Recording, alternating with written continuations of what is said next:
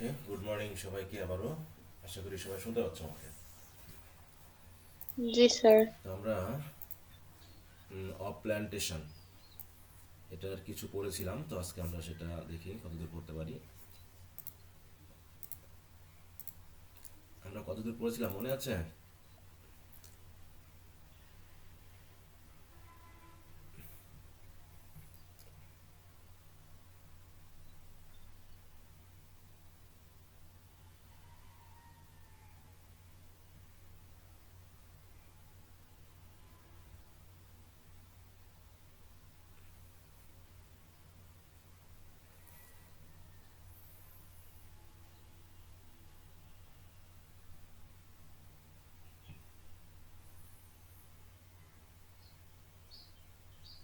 আচ্ছা, এখান থেকে শুরু করবো তাই না?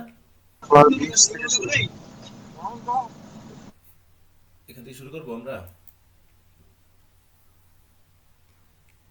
জি স্যার।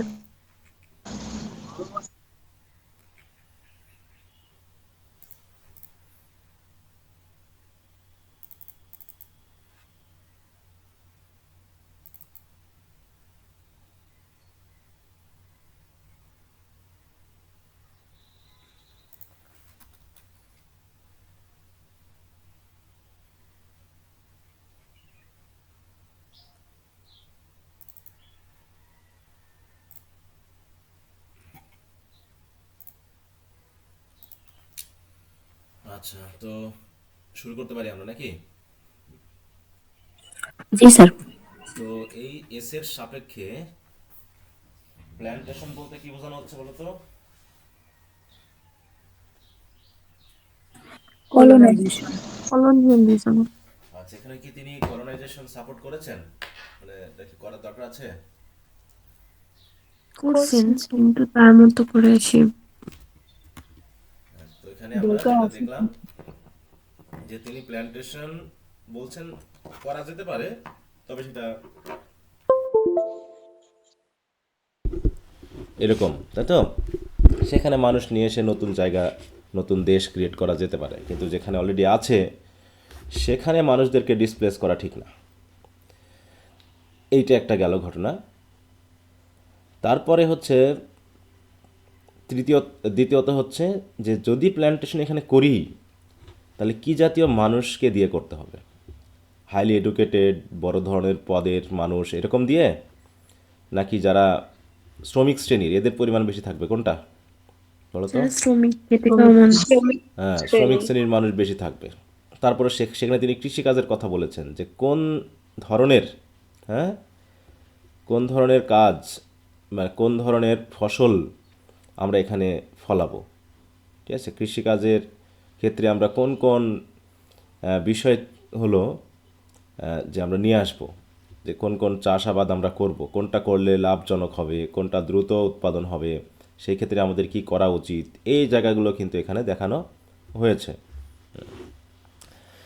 তো তারই সাপেক্ষে আমরা এখন পশু পাখির বিষয়টা দেখব, যে এখন কৃষিকাজের মধ্যে কোন কোন ফসলটা দ্রুত হয়, এক বছরের মধ্যে কয়েকবার হবে, কোনটা সময় বেশি লাগবে, কোনটা করলে কোন খাবার খেলে আমাদের শরীর সুস্থ থাকবে, এই সকল বিষয় নিয়ে তিনি বিস্তারিত আলোচনা করে দেখিয়েছেন। এখন আমরা যে দেখব পশু পাখির ক্ষেত্রে কোনটা আমাদের করা উচিত। যেমন হচ্ছে ফর বিস্টস অর বার্ডস, তাহলে পশু বা পাখির ক্ষেত্রে আমরা কি চাষ করব? Take chiefly such as are least subject to disease and multiply fastest. তাহলে আমাদের পশু পালন করতে হলে সেই পশু পালন করতে হবে যেগুলো কি বলো, রোগ কম হয় না, as are least subject to diseases, যাদের রোগ কম হয়। যেমন আমাদের দেশের প্রেক্ষাপটে ভেড়ার রোগ বেশি হয় না ছাগলের রোগ বেশি হয় বলো তো? ছাগলের।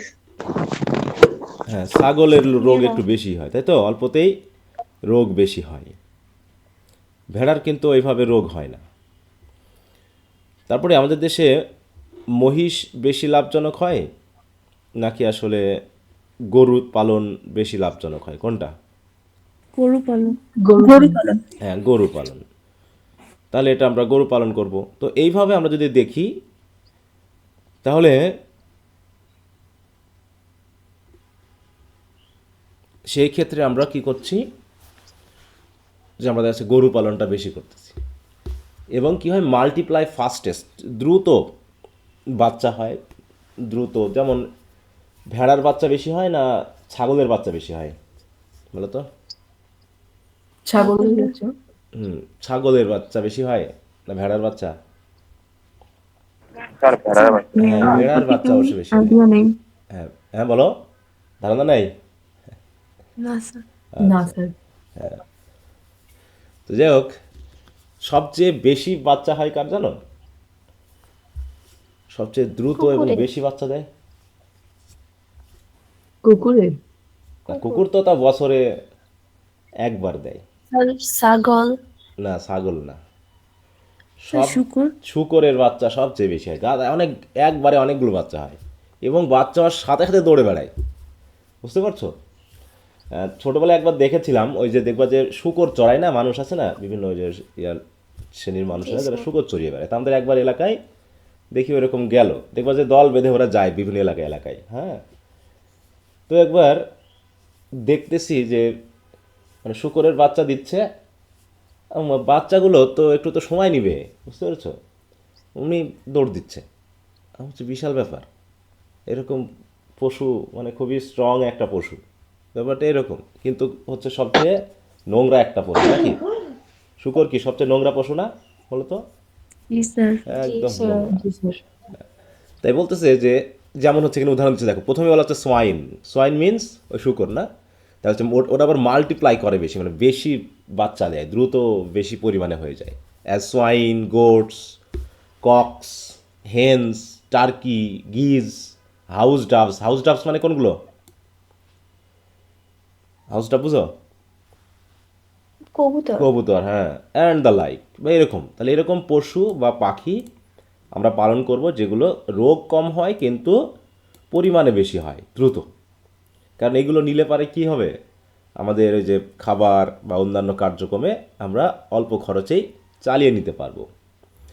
এরপর বলছে কি, দ্য ভিক্চুয়াল ইন প্ল্যান্টেশনস, মানে খাবার দাবার, হ্যাঁ, ought to be expended almost as in basis town. দেখো, আমরা বাঙালিরা কি একটু বেশি খাই না, একটু বেশি নষ্ট করি না?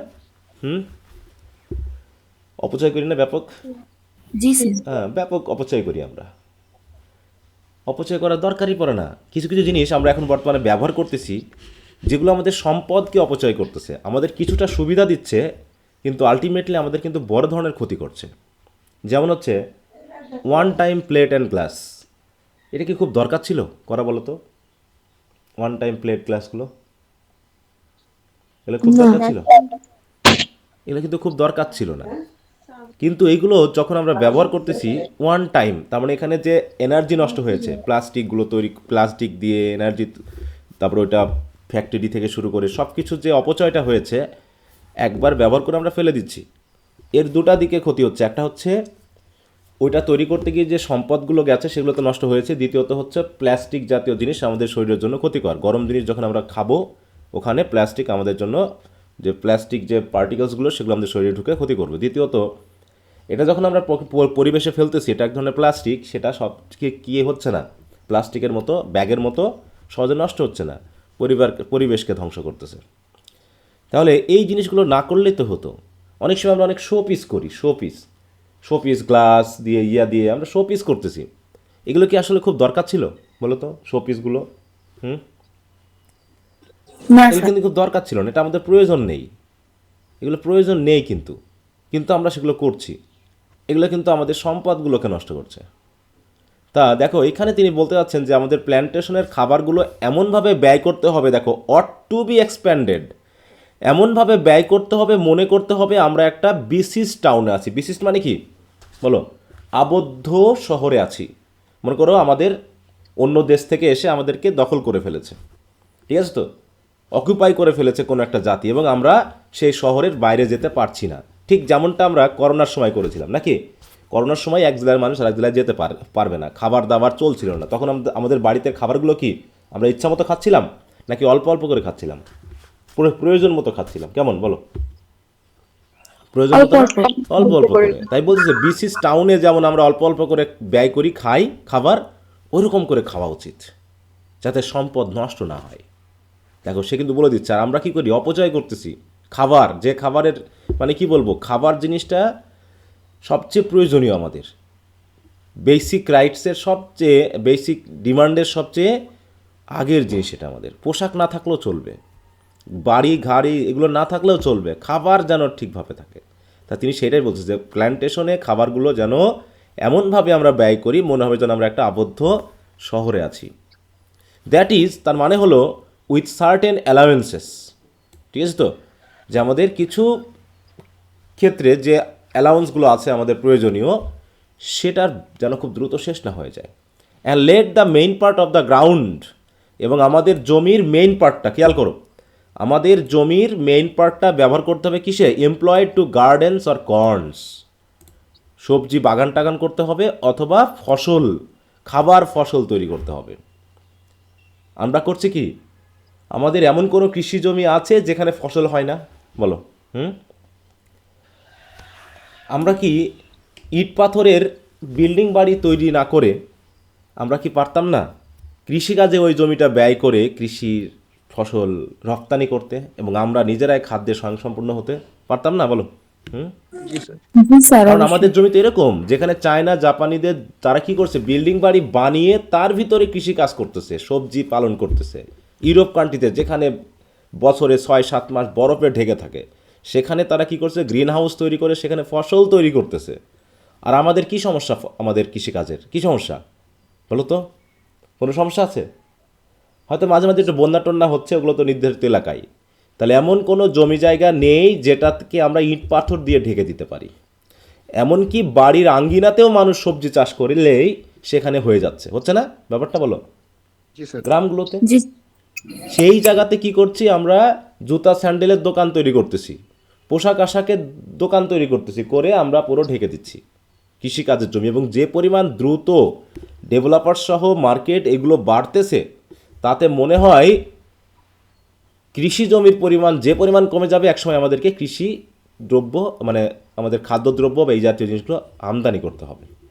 স্যার এখনই তো আর কি আমাদের দেশের খাদ্যদ্রব্যগুলো এখন আমদানি নির্ভর না, হয়ে সেটা গেছে। তো হয়ে গেছে অলরেডি, একটা বড় কিন্তু অংশ। আমি এক অদূর ভবিষ্যতে আরও বলতেছি, যখন জি আমরা স্যার। নিজেরাই তৈরি করতে পারবো না, আরও যেটা আমাদের ছিল, যে সক্ষমতা আমাদের ছিল, সেই সক্ষমতাটা আমরা শেষ করে ফেলবো।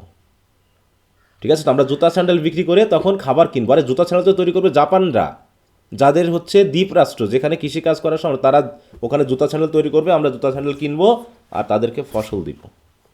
তাই তো খাদ্যদ্রব্য আমরা রপ্তানি করব নিজেদের রেখে, সেটাই তো হওয়ার কথা ছিল নাকি? জি স্যার। কিন্তু সেখানে আমরা করছি কি, যেটা আমাদের হওয়ার কথা সেটা ঢেকে দিয়ে আমরা ওই দেশের যা হয় সেটা করছি। মনে হচ্ছে আমরা যেন দ্বীপরাষ্ট্র হয়ে গেছি, আমাদের কৃষি জমি টমি নাই। বুঝতে পেরেছ?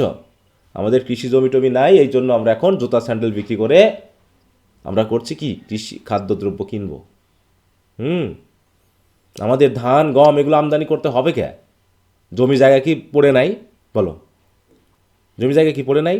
সরকার চাইলে সেই জমি জায়গাগুলো ব্যক্তি উদ্যোগে লিজ দিয়ে কি আরও কৃষি ফসল বানাতে পারে না? দখলে জি স্যার। বিল্ডিং বাড়ি বানাতে হবে, উপরে বানাও। আমি আশেপাশের জমিগুলো যে এরকম একটা প্ল্যান যদি করা যায় যে একটা গ্রামে 100 ঘর আছে, ঠিক আছে তো, মানে একটা দেশকে যদি আমরা ভাবতে পারি এভাবে যে 100 ঘর আছে, তো সরকারি উদ্যোগে সরকারি জমিতে হাই রাইজ বিল্ডিং করা হবে, উপরের দিকে উঠবে, আশেপাশের জমি যাতে নষ্ট না হয়। করলাম আমি 20 তালা 25 তালা বিল্ডিং করে, ওই 100 ঘর মানুষকে আমি 10টা বা 15টা বাড়ির ভিতরে ঢুকিয়ে দিলাম, দিয়ে তাদের জমিগুলো তাদের দ্বারাই কৃষিকাজ করায়ে সরকারি উদ্যোগে তাদেরকে আমি সাপোর্ট দিলাম, কৃষি ফসলও হলো, দেশের খাদ্য উৎপাদনও বাড়লো। তাহলে যে গ্রামটা এক্সপ্যান্ড হয়ে গেছে বিশাল এলাকা জুড়ে, সেটা এক্সপ্যান্ড না হয়ে কৃষিকাজে যদি লাগাতে পারতাম, তাহলে কেমন হতো বলো? এই এই বাংলাদেশ যদি আর জাপানদের হতো, বলো, এই বাংলাদেশ যদি আজকে জাপানদের হতো, তাহলে কি অবস্থা হতো বলো তো? তারা কি জুতা স্যান্ডেল তৈরি করতো, বলো? ওরা এর সঠিক মূল্যায়নটাই করতো। আমাদের তো কোনো পরিকল্পনাই নাই, প্ল্যানই তো নাই যে আমরা আসলে কি করব। আমাদের দেশের প্ল্যান কি বলো তো? আমরা কি মুখী হতে যাচ্ছি? আমরা কোন দিক থেকে নিজেকে বিশ্ব দরবারে তুলে ধরবো? কোন দিক থেকে তুলে ধরা উচিত আমাদেরকে? এক একটা দেশ এক এক রকমের। কোনো দেশ সমুদ্র বেশি, তারা মৎস্য সম্পদ বা হচ্ছে শিল্প অন্যান্য দিয়ে কাজ করবে। আমাদের কৃষি সম্পদ, আমাদের মৎস্য সম্পদেরও প্রচুর সম্ভাবনা রয়েছে, যেহেতু নদী নালা স্যার। খালবিলগুলো রয়েছে, সেগুলোকে আমরা ভরাট করে দিয়ে কি করছি, প্রতিনিয়ত বিল্ডিং বাড়ি বানাচ্ছি না বলো? জি স্যার। তাহলে তাই বলতেছে যে আমাদের জমির মেইন পার্টটা যাতে আমরা গার্ডেন বা কর্ন তৈরি করতে ব্যবহার করি, and be to a common stock, এবং এটাই আমাদের কমন স্টক হবে, খাদ্যদ্রব্য আমাদের মেইন উৎপাদন হবে, ঠিক আছে তো, and to be laid in and stored up, এবং যতটুকু পারা যায় সঞ্চয় করতে হবে, and then delivered out in proportion, তারপরে যখন প্রয়োজন হবে সেটা আনুপাতিক হারে আমার ওই ফ্যামিলিকে আমি দান করব। ঠিক আছে তো? কারণ কি, একটা পরিবার যেমন একটা দেশ তো তেমন, আমি আমার পরিবারের যেমন পরিকল্পনা করি যে এই ফসলটা আমরা তৈরি করব, এতটুকু স্টক করব, এতটুকু বিক্রি করব, কারণ আমার এই খাদ্যটুকু আমার পরিবারের জন্য 6 মাস চলবে, পরবর্তী ধান ওঠার আগ পর্যন্ত। তাহলে আমার মনে করো ধান হয়েছে 50 মণ, আমার পরিবারের জন্য লাগবে 10 মণ, তাহলে 10 মণ স্টোর আপ করে আমি 40 মণ বিক্রি করে দিলাম, এবং ওই 10 মণ আমি অপচয় করব না, এমনভাবে খাবো যাতে ওই 6 মাস পর্যন্ত চলে, আর এদিকে আমার বাকি কৃষি আবাদ চলবে। তো ওই কৃষির ফসল উঠলো, আবার ওখানে 50 মণ হলো, 10 মণ লাগবে, আমি বাকি 40 মণ বিক্রি করে দিব, দিয়ে অন্যান্য যে হচ্ছে ফসল গম তৈরি করছে তার কাছ থেকে আমি গম কিনবো, সবজি কিনবো, এভাবে আমি আমার সংসার চালাবো। তো এভাবে তো দেশটা চালানো যায় না বলো? তাহলে আমাদের সেই পরিকল্পনার যথেষ্ট অভাব রয়েছে, আমরা জানি না আমরা কি করব। যে হারে কৃষিকাজগুলো ধ্বংস করছে, আমরা শিল্পে উন্নত হতে চাচ্ছি, শিল্পে উন্নত হতে গিয়ে আমরা আমাদের সৃষ্টিকর্তা আমাদেরকে যে স্পেশাল আশীর্বাদ দিয়েছেন, যেটা চায়নাকে দেয়নি, সরি জাপানকে দেয়নি, চায়নারও কৃষিকাজ যথেষ্ট হয়, তারপরে এরকম দ্বীপ রাষ্ট্র আছে অনেকগুলো যাদেরকে দেয়নি, বা অনেক পাহাড়ি রাষ্ট্র আছে, মরুভূমির রাষ্ট্র আছে না আফ্রিকার, বলো? জি স্যার। যেখানে ফসল হয় না, পানির জন্য তারা দৌড়ে বেড়ায়, খেতে পায় না, আর সেই জায়গায় আমরা কি পরিমাণ আশীর্বাদ, আমার মনে হয় যে সারা পৃথিবীর মধ্যে সবচেয়ে আশীর্বাদ প্রাপ্ত আমরা, মানুষের সবচেয়ে বড় আশীর্বাদ যেটা হয় সেটা হচ্ছে সুস্বাস্থ্য, তাই নয় কি বলো?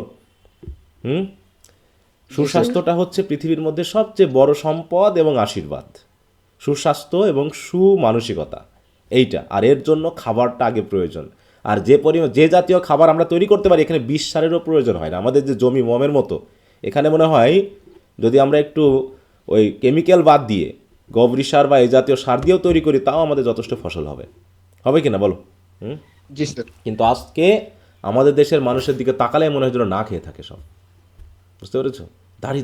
দরিদ্রতার শেষ নাই, অথচ এই কৃষিকাজ আমাদের জন্য জমি সম্পদ আশীর্বাদ। তাই বলছি কি, সেগুলো স্টোর আপ করতে হবে এবং ইন প্রপোর্শন ডেলিভার করতে হবে আমাদের জনগণের কাছে। বিসাইডস, সাথে সাথে সাম স্পটস অফ গ্রাউন্ড, জমির কিছু অংশ that any particular person will ম্যানুয়ার for his own private, এই যে যদি কেউ চায় ব্যক্তিগত উদ্যোগে সে নিজের মতো করে চাষ করতে পারে, কিছু জমি, সাম নট অল। তাই তো এটা দেশ ভাববে, দেশের এলাকার অনুসারে সরকার এগুলোকে চাষাবাদ করবে এবং জনগণকে সাপ্লাই করবে, ওই জনগণ দিয়েই চাষাবাদ করানো হবে, এবং স্টোর আপ করবে সরকার, এবং প্রয়োজনীয় পরিমাণ খাদ্যদ্রব্য সরবরাহ করবে। বুঝতে পেরেছ? একটা পরিকল্পনা, একটা দেশ হতে হবে একটা পরিবারের মতো, যেখানে সবাই সবাইকে নিয়ে ভাববে। আর আমাদের দেশ হয়েছে কি, ডাকাত চোরের দেশ না বলো? আমরা যেমন সেটা একদম। মানে জি স্যার। দেখো, চোরটা কেমন না, চুরিটা এরকম না, যে ব্যাপারটা যে ওর বাড়িতে মুরগিতে একটা ডিম পেড়েছে, আমাকে ওটা নিতে হবে। বুঝতে পেরেছো? তা আমার দেশের শিক্ষিত অশিক্ষিত সবাইকে ডিম চুরি করছি না বলো? একজনের চাকরির ক্ষেত্রে ঘুষ দিতে হচ্ছে, তাহলে কি ডিম চুরি করার মতো না এটা বলো? শুধু ওটা একটু জি স্যার। শিক্ষিত মানুষ করতেছে, এটা অশিক্ষিত মানুষ করবে, ব্যাপারটা তো এরকমই, বরং তার থেকে বড় চুরি, এটা ডাকাতি পুরো হচ্ছে না বলো? জি স্যার। ওর সব মানে ইউনিয়ন পরিষদে গরিব মানুষের জন্য কার্ড আসছে, চাল আসছে, যে এত কেজি করে চাল পাবে। চিন্তা করো তো, মানে আমি অবাক হয়ে যাই যে এই চুরিগুলো হয় কেমন করে কি করে মানুষ, এটা তো চুরি। যে ইউনিয়ন পরিষদের চেয়ারম্যান আর একজন মানুষ ছাগল চুরি করেছে, তার বিচার করতেছে, কিন্তু ওই ব্যক্তি আবার করেছে কি, জনগণের জন্য যে তেল আসছে করোনার সময় তো দেখলাই, যে বাড়ির ভিতরে খাটের নিচে লুকায় রাখছে না? জি স্যার। তাহলে অতগুলো তেল সে তার মানুষকে খাওয়াবে, তার পরিবার লোকজনকে খাওয়াবে? তেল ধরে ওদের মুখের ভিতরে ঢুকাই দেওয়া উচিত তো, অথবা বালতির ভিতরে তেল ঢোকায় ওদের একদম চুবিয়ে রাখা উচিত, যে কত তেল লাগে মানুষের। এ তো সরাসরি চুরি, অথচ তারা আবার নাকি চুরির বিচার করবে। তাই বলছি কি, beside some spots of ground that any particular person, যে কোনো ব্যক্তি কেউই will manure for is own private, যদি কারো মনে হয় সে ব্যক্তিগত উদ্যোগে চাষাবাদ করে নিজের খাদ্য নিজে তৈরি করতে পারে। কিন্তু অধিকাংশ ব্যাপারটা খেয়াল করবে কে বলো? সরকার, নাকি? যাতে কোনো রকম অপচয় না হয়। এছাড়াও কনসিডার লাইকওয়াইজ, একইভাবে চিন্তা করতে হবে, what commodities the soil where the plantation is, মানে কি দেখো, what commodities the soil where the plantation is, তাহলে যে মানে আমরা যে প্ল্যান্টেশনে আছি সেই প্ল্যান্টেশনের যে মাটি, সেই মাটিতে what commodities is does naturally yield, সেখানে ন্যাচারালি হয়, চাষাবাদ না করলেই হয়। আমাদের দেশে চাষাবাদ না করলেও হয়, কলা হয় না বলো? আমাদের গ্রামের দিকে দেখছি কলা একটা ওই যে ডোবা নালার ভিতর দুই একটা কলার গাছ লাগায় রাখলে কলা গাছে শেষ হবে না, হবে বলো তো? হতেই থাকে, ওর কোনো সার বিয়া কিছুই লাগে না, এমনিই হয়ে যায়। পেঁপে বাড়ির কোনায় কাঁচায় এদিকে পেঁপের বীজ পড়ে থাকতো, ছোটোবেলায় দেখতাম, ওখান থেকে পেঁপে গাছ হয়েছে, অমনি পেঁপে গাছে পেঁপে ধরা শুরু করছে, কোনো সার নাই, বিষ নাই, চাষ নাই, ওর ভিতরে পেঁপে হয়ে গেছে।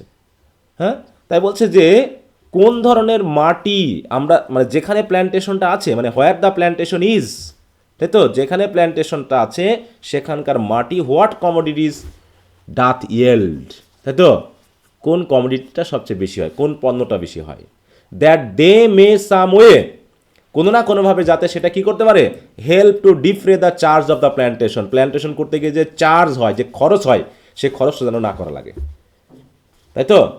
যেমন আমার দেশে তামাক চাষ করা হয়, তামাক কি আমাদের কোনোভাবে উপকার করে?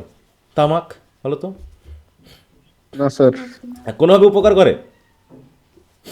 কোনোভাবে কিন্তু উপকার করে না। কিন্তু ওই তামাক চাষ বা নীল চাষ আমাদের কোনোভাবে উপকার করতো না। একসময় নীল চাষ আমাদের এখানে খাদ্যদ্রব্য বাদ দিয়ে নীল চাষ করানো হয়েছে, কারণ তারা বুঝতে পেরেছে, ওরে বাবা কি মাটি রে বাংলাদেশে, ভারতীয় উপমহাদেশে কি মাটি, আমাদের ওদিকে হয় না। তারা শুরু করলো কি, তাদের স্বার্থে ধান গম এগুলো বাদ দিয়ে আমাদের কৃষকদের দিয়ে জোর করে নীল চাষ করায় নিল। তাতে কি কি দাঁড়ালো, খাদ্যদ্রব্য কমে গেল, হ্যাঁ, খাদ্যদ্রব্য কমে গেল, মানুষ হাহাকারে মারা গেল, তাই তো, কি এপিডেমিকে মারা গেল, না খেয়ে মানুষ কঙ্কালসার হয়ে অসংখ্য মানুষ মারা গেল। আর ব্রিটিশরা তাদের নীল নিয়ে ওই যে শিল্প বিপ্লবের কারণে যে কৃষি হয়েছে, পোশাক কারখানা হয়েছে, গার্মেন্টস ফ্যাক্টরি হয়েছে, সেখানে তারা নীল নিয়ে গেল। তারা বুঝতে পেরেছিল এদেশের জমি কি জিনিস, যে জিনিসটা কোনো উপাদান দিয়ে এটা মেকআপ করা যাবে না, কোনোভাবেই না, এটা পাওয়া যাবে না। তারা ওই যে আফ্রিকার ওই দেশগুলো বুঝতেছে, মরক্কো বা এই জাতীয় যে দেশগুলো, ওরা বুঝতেছে যে কি পরিমাণ জমি আমাদের অকেজো হয়ে পড়ে আছে। সৌদি আরব বুঝতেছে না বলো? জি স্যার। তারা বালির ভিতরে এখন কৃষিকাজ করার চিন্তা ভাবনা শুরু করে দিয়েছে, মাটি অন্য জায়গা থেকে নিয়ে গিয়ে। আর আমরা ওরে বাবা, মানে কি আশীর্বাদ আমাদের জন্য সৃষ্টিকর্তা দিয়েছে। হ্যাঁ, যেখানে না খেয়ে থাকার মানুষের মানে না খেয়ে থাকার কোনো ব্যাপারই নেই। আর সেই জায়গাটাতে আমরা যা করতেছি তাহলে বুঝতে পারো। তাই বলছে, so it be not as was said, যেমনটা বলা হয়েছে যেন তেমনটা না হয়। কেমনটা? To the untimely prejudice of the main business, যে as it had fared with tobacco in Virginia. দেখো, অতিমাত্রায় টোবাকো তারা তৈরি করে কি করেছে, দেখো এই জায়গায় বলতেছে যে this should not come at the expense of the main purpose of the plantation. তাহলে মেইন পারপাস বা যে চার্জ, সেটার বিপরীতে না হয়। As it happened with tobacco in Virginia, where focusing too much on tobacco hurt the colonies overall development. হ্যাঁ, তারা কি করেছে, টোবাকো চাষ করেছে, তামাক চাষ করেছে।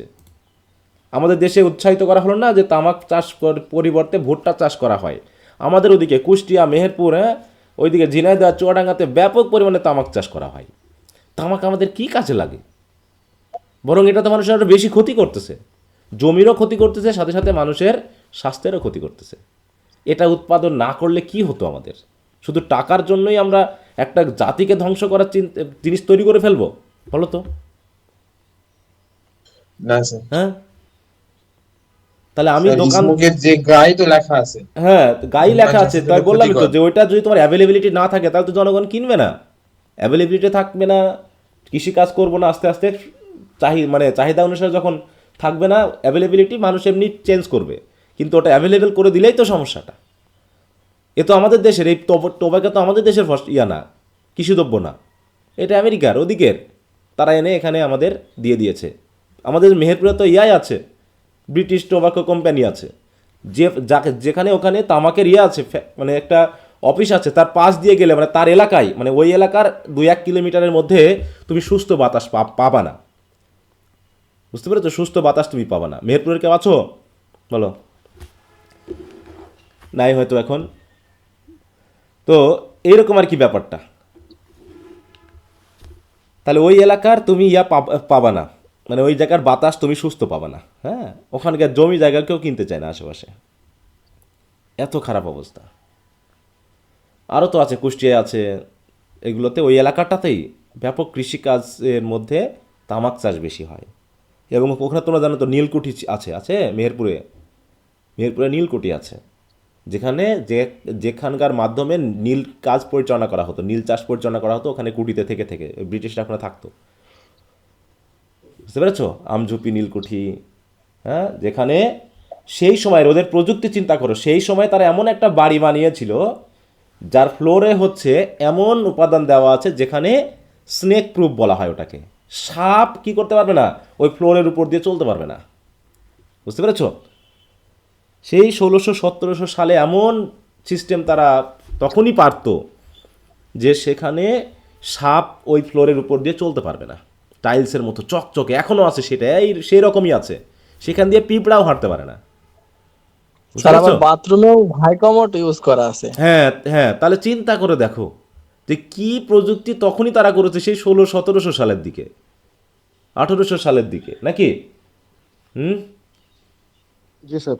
তারা বুঝতে পেরেছে এখানকার মাটির কি দশা, এখানে কি করা যায়, সেখানে তারা নীল চাষ করেছে। এবং তাদের দেখবা যেখানে যেখানে নীলকুঠি আছে বা ব্রিটিশ বা এই জাতীয় উপনিবেশবাদের অফিস আছে, দেখবা সব নদীর পাশে, নদী বা খালের পাশে, নদীর পাশে বিশেষ করে, কারণ তাদের অধিকাংশ যোগাযোগ ব্যবস্থা তখন কি ছিল? হ্যাঁ, নদী কেন্দ্রিক। নদী কেন্দ্রিক। তুমি দেখো ওই যে লালবাগ কেল্লা, তাই তো, আহসান মঞ্জিল, সব কোথায়? সব নদীর পাশে না? পাশেই নদী। জি স্যার। হুম, পাশেই নদী। তারপরে যে মহাস্থানগড় কোন নদীর পাশে? করতোয়া নদীর পাশে। ঠিক আছে। ব্রিটিশ ওই যে বললাম যেটা নীলকুঠি, 2টা নীলকুঠি আছে আমাদের ওখানে, 2টাই নদীর পাশে। এবং বিশেষ করে আম বাগান থেকে শুরু করে আম চাষের জন্য তারা আম বাগান করেছে। তোমরা মুজিবনগর যাও, এই মুজিবনগরে আম বাগান কারা করেছে? ওরাই করেছে, আম্রকানন, বিশাল এলাকা জুড়ে আম বাগান। এবং প্রত্যেকটা 2 জায়গা নীলকুঠি আছে, 2 জায়গাতেই বিশাল বিশাল বাগান। হ্যাঁ, বুঝতে পেরেছো? স্যার তখন তো মূলত সমুদ্র বন্দরই প্রধান ছিল। হুম, তাহলে সেই তারা বুঝতে পেরেছে। এবং দেখো সেই সময়ের চিন্তা ভাবনা যে আমাদের, ওরা কিন্তু কলোনি ওইভাবেই সিস্টেম করেছে যে কী চাষ করা যায়, কী করা যায়, এগুলো ভেবে। তো যাই হোক, এর বলছে wood commonly abound but too much. Wood গাছ অতিমাত্রায় হয় না আমাদের। সবচেয়ে বেশি দ্রুত বাড়ে কোন গাছ জানো? কাঠের ভিতরে, যদি নর্মাল কাঠ, একটা গাছ আছে না, ইপিল কাঠ আছে, চিনো গাছটা? জি স্যার, জি স্যার। হ্যাঁ, ওই কাঠটা খুবই নরম, ওই গাছটা খুব দ্রুত বাড়ে, মনে করো অল্পতে 1 বছরের মধ্যে বিশাল হয়ে যায়। তাই বলছে wood commonly abound but too much, তাই তো, বেশি পরিমাণে হয়। And therefore timber is fit to be one. ঠিক আছে তো? তাহলে আমাদের বাড়ি ঘর বানানোর জন্য কি দিয়ে করতে হবে বলো? সব কাঠ দিয়ে করতে হবে নাকি? কাঠ ইউজ করলে ভালো হয়। And if there be iron ore, যদি আমাদের লোহা টোহার যে আকরিক বা এগুলো যদি পায়, অ্যান্ড স্ট্রিমস হোয়ার আপন টু সেট দ্য মিল, আর যদি পাশে স্ট্রিম থাকে, খাল থাকে, যেখানে আমরা মিল তৈরি করতে পারি, মানে লোহা তৈরির জন্য, iron is a brave commodity where wood abounded. তাই তো? তাহলে সেখানে আমরা আয়রনও কি করতে পারি? আয়রনও আমরা তৈরি করতে পারি, লোহাও তৈরি করতে পারি। তাহলে কাঠ এবং লোহা দিয়ে কি করতে পারি? আমরা আমাদের বাড়িঘর তৈরি করতে পারি। তখন তো সিমেন্ট ছিল না, ইট পাথর তৈরি করতো না, তখন কাঠ, তাই তো, বা হচ্ছে তোমার ছন, এইগুলো দিয়ে বাড়ি বানানো হতো, মাটি দিয়ে তৈরি করা হতো। তাহলে এখানে তিনি সেটাই বলতে যে আমাদের বাড়ির সিস্টেমটা কেমন হবে সেটাও তিনি কিন্তু বলে দিলেন। তারপরে কি হচ্ছে? মেকিং অফ বেসল্ট এবার হচ্ছে সল্ট লাগবে তো আমাদের নাকি, লবণ লাগবে। লবণ কিন্তু এক ধরনের কি মেডিসিনাল প্রোডাক্ট নাকি? হ্যাঁ জি স্যার। হ্যাঁ, এটা কিন্তু রোগ জীবাণু দূরীভূত করে, দূরে রাখে। তুমি কোনো খাবার যদি লবণ দিয়ে মাখিয়ে রাখো সেটা দ্রুত নষ্ট হয় না, তাই তো, পচে না। বুঝতে পেরেছি? এমনকি দেখবা যে মৃত বডিগুলোকে কি করা হয়, লবণ বা হচ্ছে তোমার ওই যে চা পাতা এগুলো দিয়ে মাখিয়ে রাখা হয় না, হলো, জি স্যার। যাতে বডিটা স্যার তারপর পচে না। চামড়া শিল্পে যেমন লবণ। হ্যাঁ হ্যাঁ, চামড়া শিল্পে লবণ ইউজ করা হয়। মৎস্য শিল্পে যেমন ইলিশগুলোকে, ইলিশ মাছ বা এই জাতীয় সামুদ্রিক মাছগুলোকে প্রক্রিয়াজাতকরণ করতে ব্যাপক পরিমাণে লবণ ইউজ করা হয়। তা সেটা বলতেছে মেকিং অফ বে সল্ট, মানে উপসাগর থেকে ওই যে কীভাবে লবণ তৈরি করে তোমরা তো জানো নাকি? নদীর সমুদ্রের বা নদীর পানি কি করা হয়, সমুদ্রের পানি, নদীর পানি, এগুলোকে এক জায়গায় আবদ্ধ করে স্তর ফেলে সেটাকে লবণ সংগ্রহ করা হয়। তা হচ্ছে making of bay salt if climate be proper for it. তা বলছে যদি এর জন্য জলবায়ু বা আবহাওয়া যদি যথোপযুক্ত হয় তাহলে would be put in experience, তাহলে এটা অভিজ্ঞতা নিয়ে দেখা যেতে পারে যেখানে সল্ট তৈরি করা যায় কিনা। গ্রোয়িং সিল্ক লাইকওয়াইজ, একই সাথে পোশাকের জন্য আমাদের সিল্ক কি দিয়ে তৈরি করে বলো? ওই যে তুলা টুলা দিয়ে তো তৈরি করে না, যেমন রাজশাহী সিল্ক, তাই তো, সিল্ক, রাজশাহী সিল্ক কি খুব ইয়ে না? জি স্যার। সুতা তৈরি করার জন্য যে সকল ওই যে তোমার তুত গাছ দিয়ে যে সুতা তৈরি করা হয়, রেশম পোকা রেশম থেকে। পোকা দিয়ে তৈরি করা হয়, তার রেশম পোকা দিয়ে তুতের পাতা, দেখো দেখো কি সুন্দর একটা প্রক্রিয়া না, প্রোডাকশন। চিন্তা করো যে যেটা আমাদের ন্যাচারাল প্রোডাকশন, এটা মানে এটার কোনো শেষ হবে না। তুমি তুত গাছ লাগাবা, রেশম গাছ লাগাবা, সেখান থেকে রেশম পোকা দিয়ে তুমি সুতা তৈরি করবা, কি জিনিস সেটা। তাহলে অধিক মাত্রায় মানুষ এটা চাষ করলে কি সমস্যা, যেটা তো আমরা রপ্তানিও করতে পারি না বলো? তাহলে সেইটা আমরা, স্যার, অনেক ভালো একটা সোর্স হবে। হ্যাঁ তাই বলছে যে আমাদের দেশে গরিব মানুষ থাকার তো কোনো কারণ নেই। বলো গরিব থাকার কারণটা কোথায়? কারণটা হচ্ছে আমাদের ব্রেনে, হ্যাঁ আমাদের মাথায় সমস্যা। কারণ আমাদের অধিকাংশ মানুষ স্যার, আমরা দাস মনোবৃত্তি পছন্দ করি তাই। হ্যাঁ আমরা ওইটা বললাম যে মানসিক দিক থেকে আমরা গরিব থাকতে পছন্দ করি এবং অন্যের দাস থাকতে পছন্দ করি, অন্যের কাছে হাত পাততে পছন্দ করি। ঠিক আছে তো, আমাদের এই মানসিকতা খুবই মানে এখনও শিক্ষিত মানুষের মধ্যেও রয়েছে যে তারা হাত পাততে এখনও পছন্দ করে এবং ভালো কাজে তারা পিছনে থাকে, আর যত খারাপ কাজে আছে তারা সামনে চলে আসে। ঠিক আছে তো, আমাদের স্টুডেন্টরা পিছনে বসে ক্লাসের টাইমে, আর যদি বলা হয় কোনো উপবৃত্তি দেওয়া হবে এর জন্য তোমাদেরকে ডাকা হয়েছে, তোমরা সবাই বসো, সবাই গিয়ে কোন বেঞ্চে বসবে আগে? সামনে। স্যার ফার্স্টে। প্রথম 2 বার। হ্যাঁ, সামনে সামনের বেঞ্চে বেঞ্চে। বসার জন্য মারামারি পর্যন্ত করবে তারা। ঠিক আছে, মারামারি পর্যন্ত করবে, কিন্তু জানে না যে ওই রুমে যাদেরকে বসানো হয়েছে সবাইকে ডাকা হবে, শুধু সময়ের অপেক্ষা। কিন্তু ক্লাসরুমে বসবে ওই পিছনে যখন ক্লাসের টাইম, আর যখন এরকম কিছু দেওয়া হবে তখন দেখবে যে প্রথম 2টা বেঞ্চ নিয়ে কি মারামারি শুরু হয়ে যায়। বুঝতে পেরেছ? তো যাই হোক, তাই বলতেছে গ্রোয়িং সিল্ক লাইকওয়াইজ ইফ অ্যানিভি, মানে যদি করা যায়, ইজ আ লাইকলি কমোডিটি, এটা আমাদের জন্য একটা সম্ভাব্য মানে হতে পারে, পণ্য হতে পারে। পিস অ্যান্ড টার হোয়ার store of farce and pines আর, যেখানে প্রচুর পরিমাণে ফার গাছ এবং পাইন গাছ হয়। ঠিক আছে তো, যেখান থেকে আলকাতরা বা পিস তৈরি করা যায়, দেখো উইল নট ফেইল, সেখানে অবশ্যই পিস এবং তার যদি আমরা তৈরি করি তাহলে সেটা ব্যর্থ হবে না। সো ড্রাগস অ্যান্ড সুইটউডস, এছাড়াও আমরা ড্রাগ তৈরি করার জন্য যে ইয়াগুলো লাগে, কৃষিগাছ বা পণ্য লাগে, সেগুলো তৈরি করতে পারি। Sweet wood where they are can not but yield great profit, সেগুলো যদি প্রচুর পরিমাণে হয় সেগুলো আমাদের প্রচুর পরিমাণ প্রফিট না দিয়ে পারে না, মানে আমরা প্রচুর পরিমাণে প্রফিট পেতে পারি। এছাড়াও সোপ অ্যাশ আছে, likewise and other things that may be thought of, সেগুলো নিয়ে আমরা ভাবতে পারি। তবে ময়েল নট টু মাচ আন্ডারগ্রাউন্ড, কিন্তু দয়া করে আন্ডারগ্রাউন্ড বেশি পরিমাণে করো না। ঠিক আছে তো, বেশি পরিমাণে ওই কয়লা গ্যাস তুলে নষ্ট করো না, কারণ for the hope of mines is very uncertain, কারণ মাইনের পরিস্থিতি কম, অনিশ্চিত। যে জায়গায় আমরা হয়তো খনি খুঁজতেছি তার কাছে এমনভাবে খোঁড়াখুড়ি করলাম সেই জায়গাটা আর কৃষিকাজের জন্য ইউজ করা যেত, কিন্তু সেখানে আমরা আর ইউজ করতে পারছি না। ঠিক আছে তো, আর মাইন খুঁজতে গেলে কি হয়, use to make the planters lazy in other things, যদি আমরা কোনো উপাদান সরাসরি পেয়ে যাই, যদি কাজ না করতে হয়, তাহলে সেটা মানুষদেরকে, প্ল্যান্টার্সদেরকে লেজি বানায়।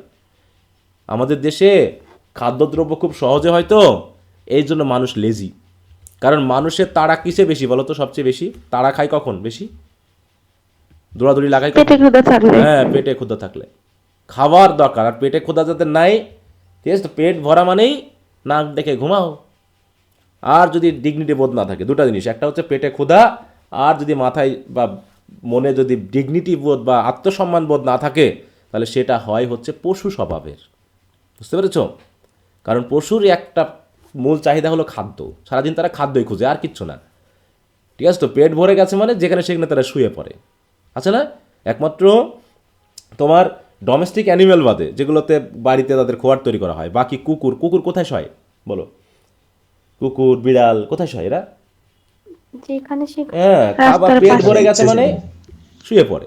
পশু পাখিদের খাবারের কি অভাব হচ্ছে বলো?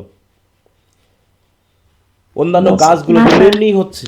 তাহলে সৃষ্টিকর্তা তোমাকে সৃষ্টি করেছে মানে তারও পরিকল্পনা আছে তোমার জন্য। তোমার রিজিকে যা কিছু প্রয়োজন তা সৃষ্টিকর্তা আগে দিয়েছে, তারপরে তোমাকে সৃষ্টি করেছে, তাই নয় কি বলো?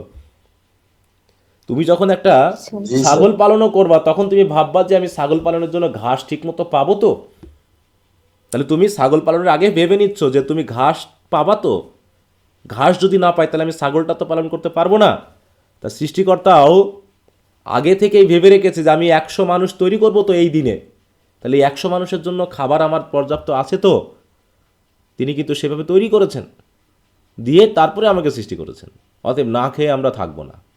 কিন্তু বৈষম্য কোথায় হচ্ছে বলো? একজন মানুষ 10 কেজি খাবার খাচ্ছে কারণ আরেকজনের রিজিক মানে সম্পদ নষ্ট করে ফেলেছে, অপচয় হচ্ছে, এর জন্য সাফার করতেছে আরেক দল মানুষ।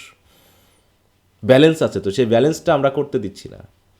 ঠিক আছে তো? কারণ মানুষকে তো স্বাধীনভাবেই তৈরি করা হয়েছে, নাকি? মানুষকে চিন্তা করার স্বাধীনতা, মানুষকে নিজের চলার মতো স্বাধীনতা দিয়ে দিয়েছে, সাথে একটা কোড অ্যান্ড কন্ডাক্ট দিয়েছে যে তুমি যদি এইভাবে চলো তাহলে এই ঘটনা ঘটবে, তুমি যদি এইভাবে চলো তাহলে এই ঘটনা ঘটবে। ঠিক আছে?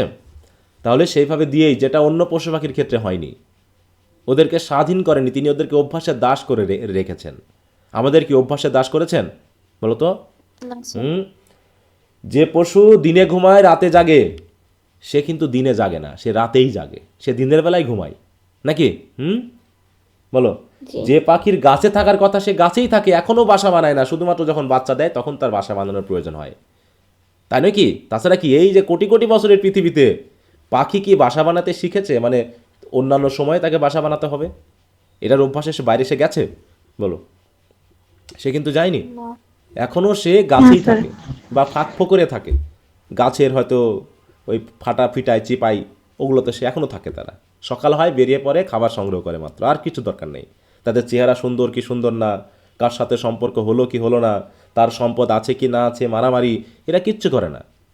ওই যে খাবার খুঁজলো, খাবার পেয়ে গেল, আবার এসে চুপটি মেরে গাছে বসে আছে। মানে তাদের জাস্ট খাবার খাওয়া, বড় হওয়া আর মারা যাওয়া।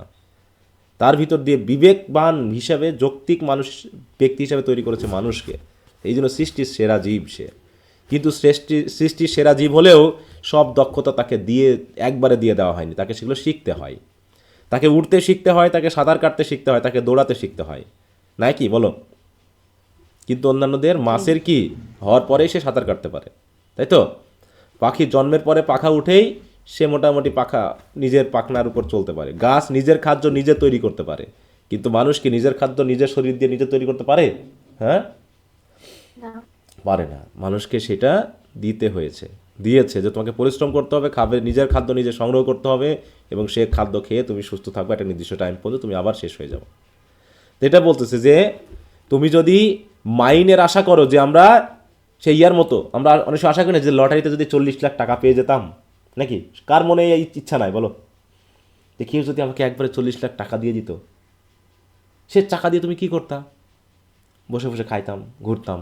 মানে পরিশ্রম আমাদের বিমুখ না, আমরা জাতি হিসাবে কি পরিশ্রম বিমুখ। আমরা শুনে চাই যে অল্প পরিশ্রমে আমরা কিভাবে অনেক সম্পদ অর্জন করতে পারবো।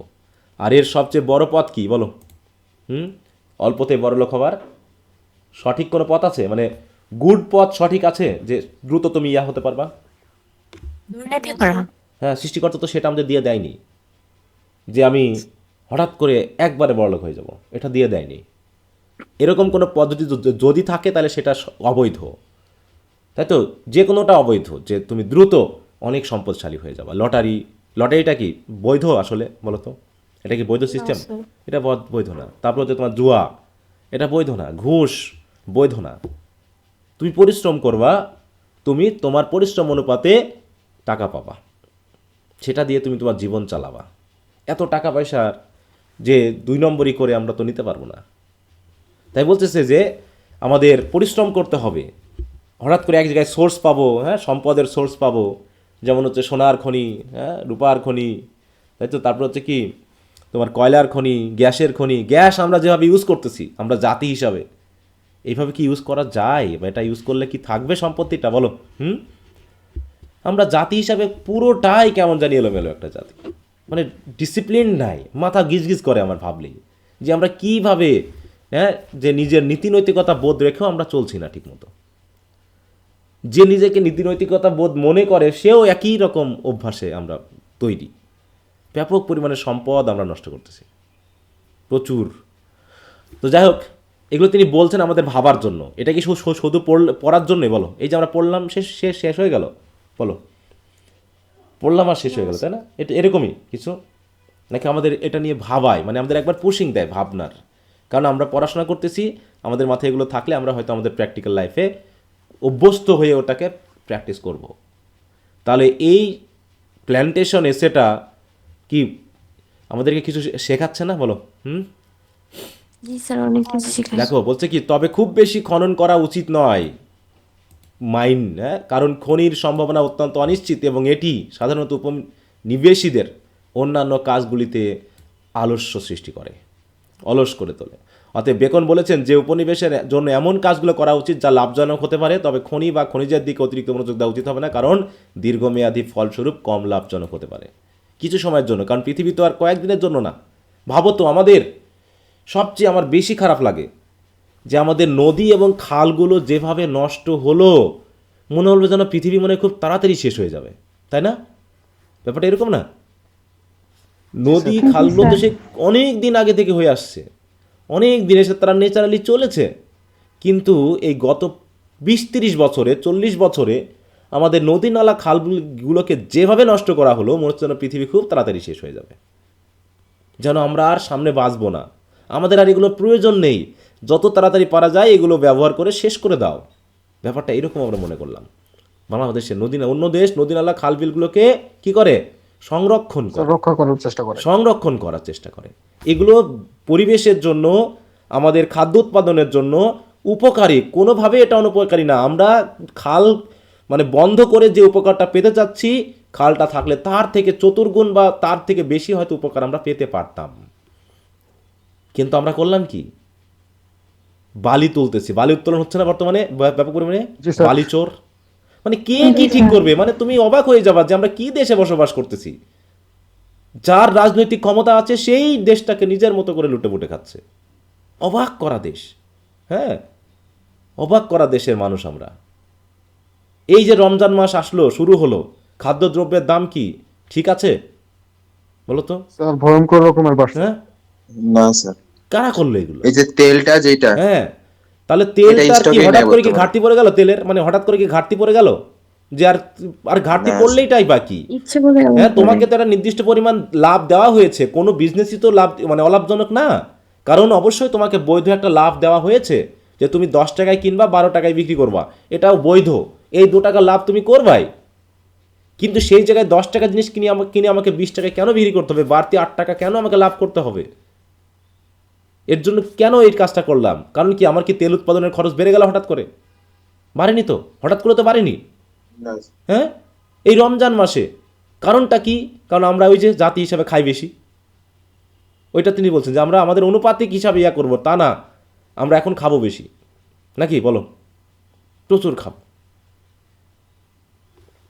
রোজার ব্যাপারটা এখানে তো সংযম বলে একটা, রোজার সাথে কি কোন শব্দটা যায় বলো তো? সংযম বলে একটা কথা আছে না, বলো?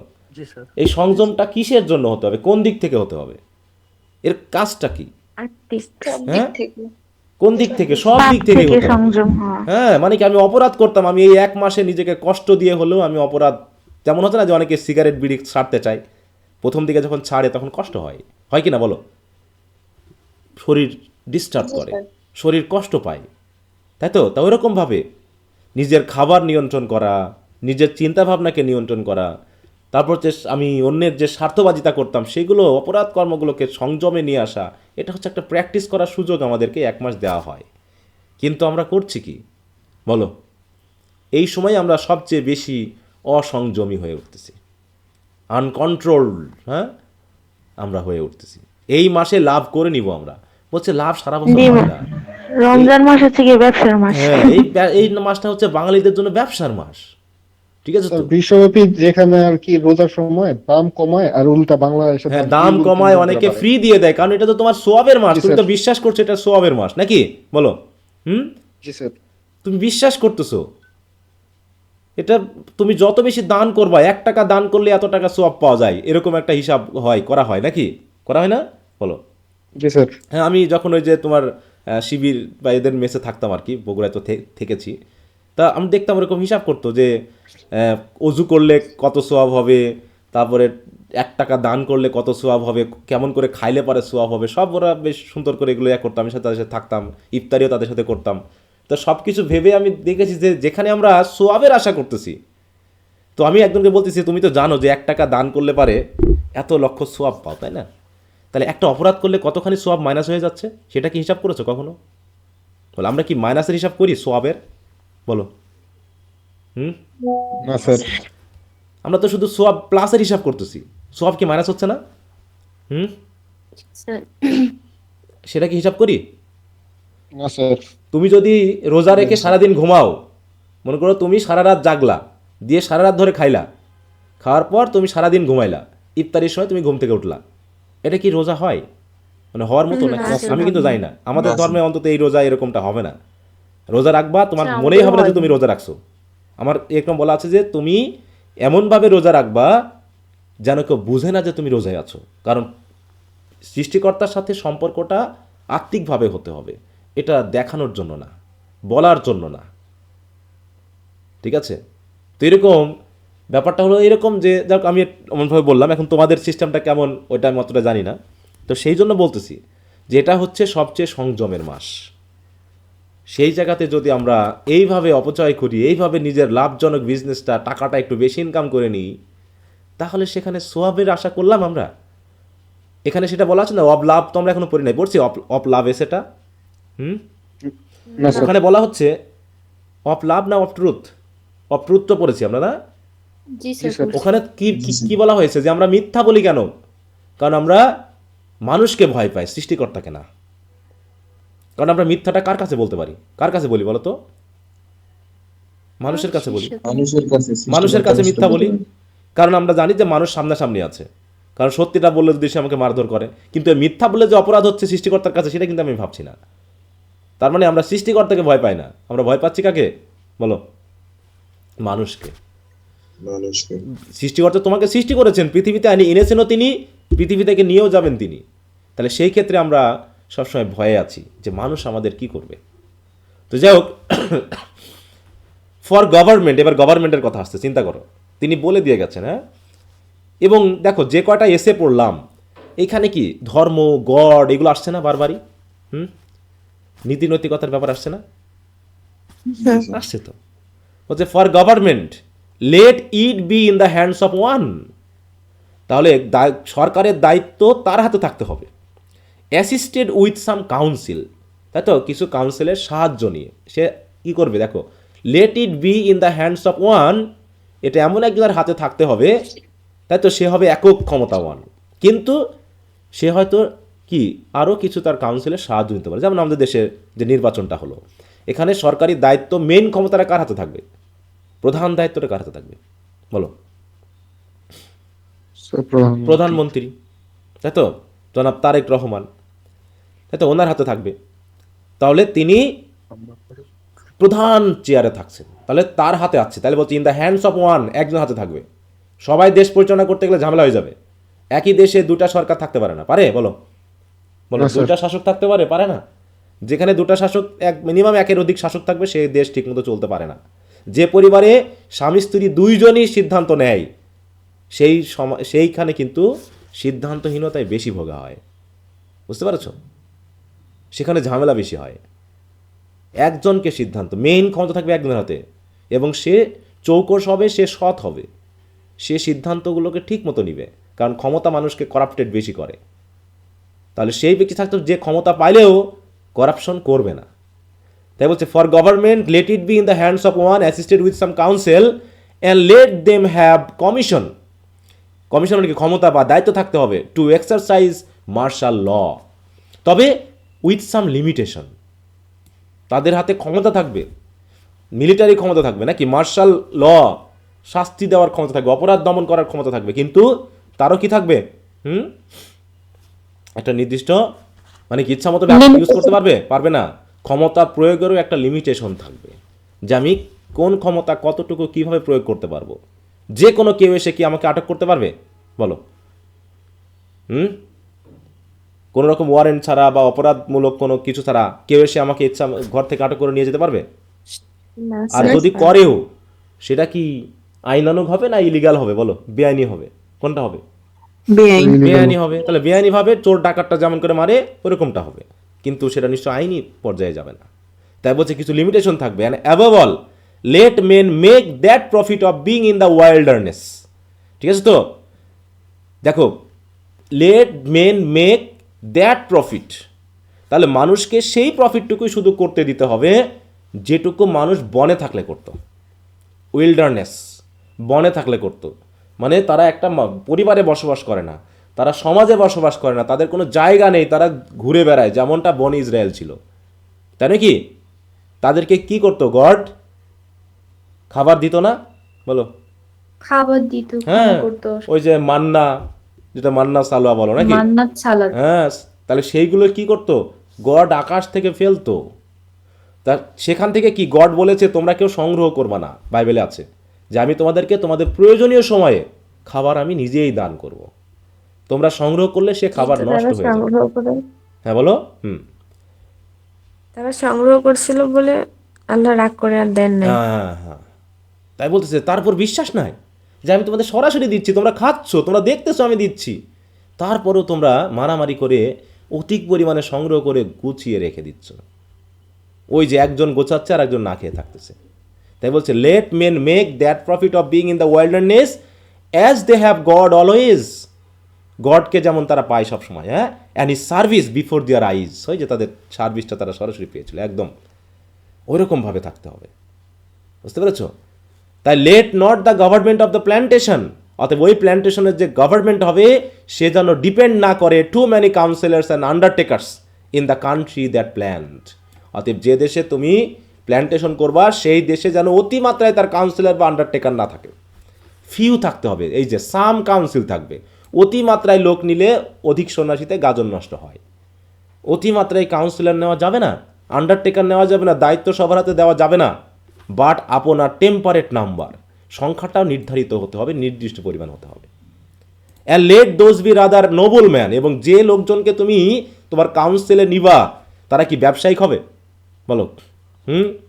দেখো কেমন হচ্ছে, এই যেখানে বলতেছে, হ্যাঁ দেখো, rather than nobleman and gentleman than merchant. মার্চেন্টের থেকে তাদের হতে হবে নোবেলম্যান এবং জেন্টল, কারণ যারা মার্চেন্ট হয়, ব্যবসায়ী হয়, তাদের মাথায় সবসময় প্রফিট ঘোরে।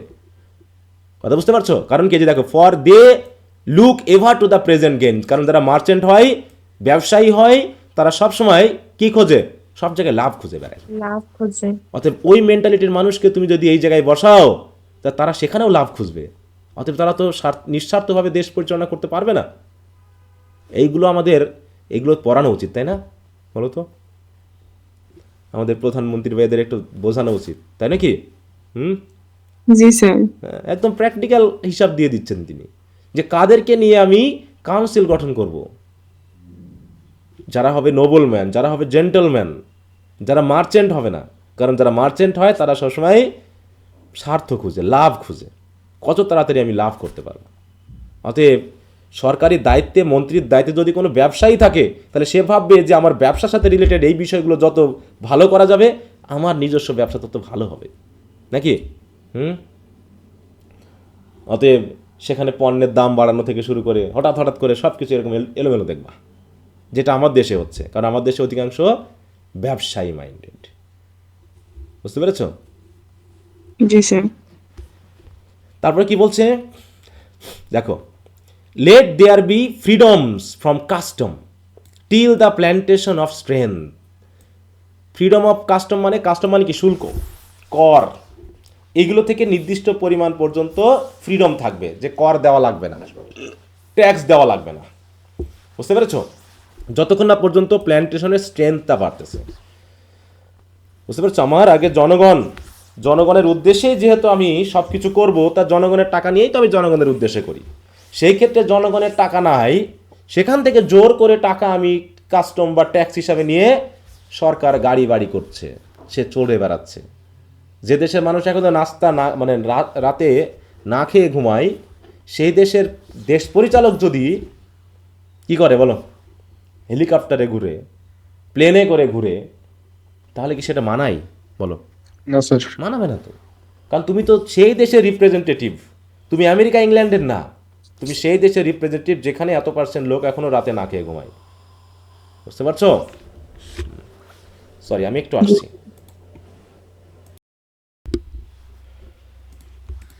আচ্ছা, সবাই শুনতে পাচ্ছ আমাকে? জি স্যার। আচ্ছা, ঘুমিয়ে টুমিয়ে যাওনি তো? না স্যার। না স্যার। আচ্ছা, তাই বলছে দেখো, let there be freedoms from custom till the plantation be of strength. মানে উন্নত না হওয়া পর্যন্ত, সবাই তাদের নিজস্ব স্বাধীনতা না পেয়ে যাওয়া পর্যন্ত, অর্থনৈতিক বা এটা, ততক্ষণ পর্যন্ত কাস্টম ফ্রি থাকবে। Not only freedom from custom, শুধু কাস্টম থেকে নয়, but free to carry their communities where they make their best of them. হ্যাঁ, এবং তারা তাদের কমিউনিটি পর্যন্ত যেখানে খুশি সেখানে নিয়ে যেতে পারবে, এবং এর চার্জটা মানে সেখানেও যাতে আমাদের শুল্ক না আরোপ করা হয়। Except there be some special cause of caution, তবে কিছু সতর্কতা রাখতে হবে যাতে পণ্য ওই আমদানি রপ্তানি করতে গিয়ে যেন কোনো ভেজাল না ঘটায়। এই সতর্কতা দৃষ্টি রেখে আমাদের যেখানেই নিয়ে গেলে পণ্যটা বেস্ট ইউজ হবে, সেখান থেকে প্রফিটটা বেস্ট হবে, সেইখানে আনা নেওয়া করা যেতে পারে। ঠিক আছে? যেমন আমাদের ইলিশ নাকি, আমাদের ইলিশ জনগণ, আমার দেশের জিনিস আমার জনগণ খেতে পারছে না, কিন্তু আমরা কি করছি বলো? বলো, ভারতে আমদানি রপ্তানি করতেছি, প্রচুর পরিমাণে বাইরে পাঠাচ্ছি। আরে আমার খাবার তো আগে আমার জনগণ খাবে, আমার দেশের উৎপাদিত জিনিস অন্যদেরকে আমি খাওয়াবো কেন? হ্যাঁ, আমার দেশের মানুষ আগে খাবে, তারপরে তার যদি বাড়তি বিষয় থাকে তারপরে সেটা আমরা বাইরে পাঠাবো। খাদ্য উৎপাদন হচ্ছে তো নিজের জন্য, নিজে ভোকা থেকে। যে মানুষটা নিজের পুকুরের পচা মাছটা খাচ্ছে কিন্তু টাকা বেশি খাওয়ার জন্য করছে কি, সে ভালোটা বাজারে বিক্রি করতেছে, সে কি খুব তাড়াতাড়ি অসুস্থ হবে না বলো? জি স্যার। এবং ওই যে প্রফিট করে যে টাকাটা নিয়ে আসলো, সেই টাকাটা দিয়ে সে কী করবে? শেষে ওই ডাক্তারের কাছে দিয়ে আসবে। ঠিক আছে? পচা আলু, পচা ডিম সব নিজে খাচ্ছে, আর ভালোগুলো বাজারে বিক্রি করে বেশি বেশি টাকা পাওয়ার জন্য চিন্তা ভাবনা করতেছে। এই হচ্ছে যদি দশা হয়, তাহলে তো হবে না। ওকে, তারপরে কি বলছে? Do not cram not in people by sending too fast company after company. তাই তো? মানে কলোনিতে তো মানুষ পাঠানো হয় নাকি, মানুষ পাঠানো হয় না? মানে যে কলোনিতে 500 মানুষের জায়গা হবে, সেখানে তুমি যদি দলে দলে মানুষ এনে 1000 2000 মানুষ ঢোকানোর চেষ্টা করো ওই জায়গায়, তাহলে অবস্থা কেমন হবে বলো? সেখানে কি খাবার, বাসস্থানের জায়গার অকুলান হবে না? কি হবে? জি স্যার। যেমন আমাদের বাংলাদেশের দশা। বাংলাদেশের প্রধান সমস্যাটা হচ্ছে জনগণ সমস্যা। আমাদের শিক্ষামন্ত্রী আন্তর্জাতিক মানের শিক্ষা আমাদেরকে দেওয়ার চিন্তা ভাবনা করতেছেন। ঠিক আছে, উই আর হোপফুল, এবং আমরা প্রচুর পরিমাণে আশাবাদী যে তিনি পারবেন হয়তোবা। কিন্তু সবচেয়ে বড় সমস্যা হয়ে যাবে কোন জায়গায় বলো তো? Class size. ঠিক আছে, তো ক্লাস সাইজ মানে কি? একটা প্রতিষ্ঠানে যদি একই বিষয়ে এক ক্লাসে 300 স্টুডেন্ট ভর্তি করানো হয়, সেক্ষেত্রে যদি আমি প্রচুর পরিমাণে আমার স্টুডেন্টের জন্য টিচার যদি আমি না দিতে পারি, তাহলে একজন টিচারের পক্ষে ওই 300 জনের ক্লাস নেওয়া সম্ভব একই সাথে? স্যার। সম্ভব না। টেক কেয়ার করা সম্ভব না। অথবা আমি পাশ এড়িয়ে যাবো, এটা স্বাভাবিক।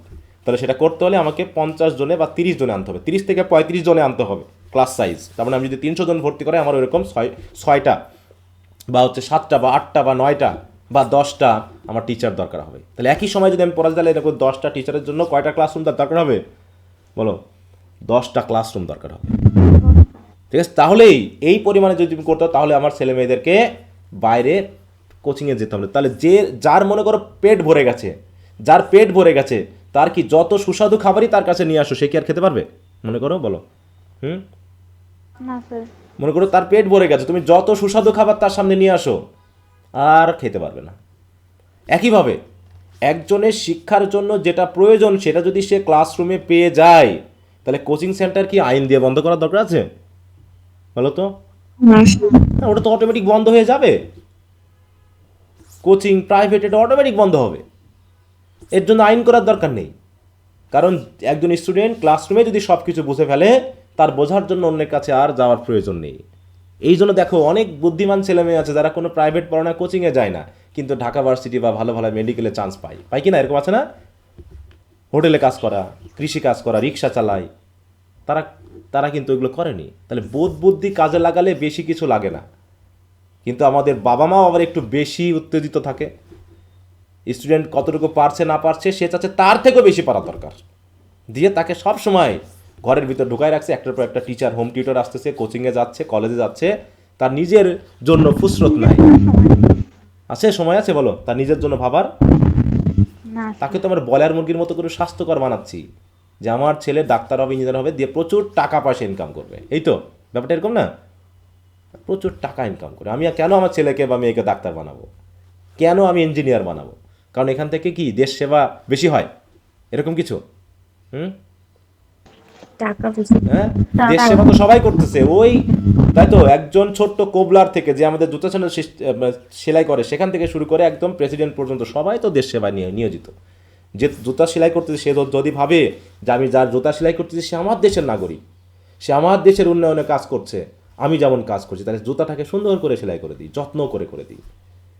আমি আমার স্টুডেন্টদেরকে পড়াচ্ছি, অতএব তাদেরকে আমি যত্ন করে পড়াবো, কারণ তার পিতামাতা আমাদের জন্য ফসল তৈরি করছে, কেউ কেউ যোগাযোগ ব্যবস্থায় রিলেটেড আছে, কেউ না কেউ কোনো না কোনো সার্ভিস আমার জন্য দিচ্ছে, আমিও তেমনি তাদেরকে দিচ্ছি। শুধু সার্ভিস করে শুধু আমরা একটা টাকা নিচ্ছি যাতে আমরা চলতে পারি একজন আরেকজনের সেবার মাধ্যমে। যেটা বিনিময়ে হতো আগে বিনিময় প্রথা ছিল। যার ধান হতো সে মাছ বিনিময় করে চাল নিত আর ও মাছ নিত। যার ছাগল ছিল সে দেখাচ্ছে মাছ, ছাগলের মাংস বিনিময় করে মাছ কিনতেছে, আর এ হচ্ছে ছাগলের মাংস খাচ্ছে। সেইটাকে সমপরিমাণ করার জন্য, আনুপাতিক করার জন্য মানির ব্যবস্থা আসলো, মিডিল একটা সিস্টেম হিসাবে, তাই নাকি? এটাই তাহলে আমরা সবাই সবার জন্য সেবাতে নিয়োজিত। যে বই লিখতেছে সে আমার বিনোদনের সেবায় নিয়োজিত। সবাই এখানে এখানে ক্ষমতাবানকে বলো, এখানে ক্ষমতাবানের প্রশ্ন আসে যে কে বেশি ক্ষমতাবান? আজকে যে দেশ পরিচালনার যাকে দায়িত্ব দিলাম, কারণ এই দেশটা আমাদের, আমরা সবাই এর মালিক, কিন্তু সবাই তো একসাথে দেশ পরিচালনা করতে পারে না। এই জন্য একটা ক্লাবের মতো, একটা ক্লাব গঠন করলে যেমনটা হয় যে আমরা তো 10 জনে মিলে একটা ক্লাব করেছি, এই ক্লাবটা টাকা পয়সা হিসাব রাখার একজনের দায়িত্ব দেওয়া হোক, পুরো সিস্টেমটা দেখার জন্য একজনকে দায়িত্ব দেওয়া হোক। কতদিনের জন্য? 3 মাস করে। যে একজন সবাই আমরা ইন্টার্ন, সবাই আমরা দায়িত্ব পালন করব, একজন একজন করে দায়িত্ব নিক। তাহলে যাকে আমি অর্থনৈতিক দায়িত্বটা দিলাম 3 মাসের জন্য, সে যদি নিজেকে এখন ক্ষমতাবান মনে করে, যাকে প্রেসিডেন্টের দায়িত্ব দিলাম সে যদি এখন নিজেকে ক্ষমতাবান মনে করে, তাহলে কি সেটা চলে বলো তো?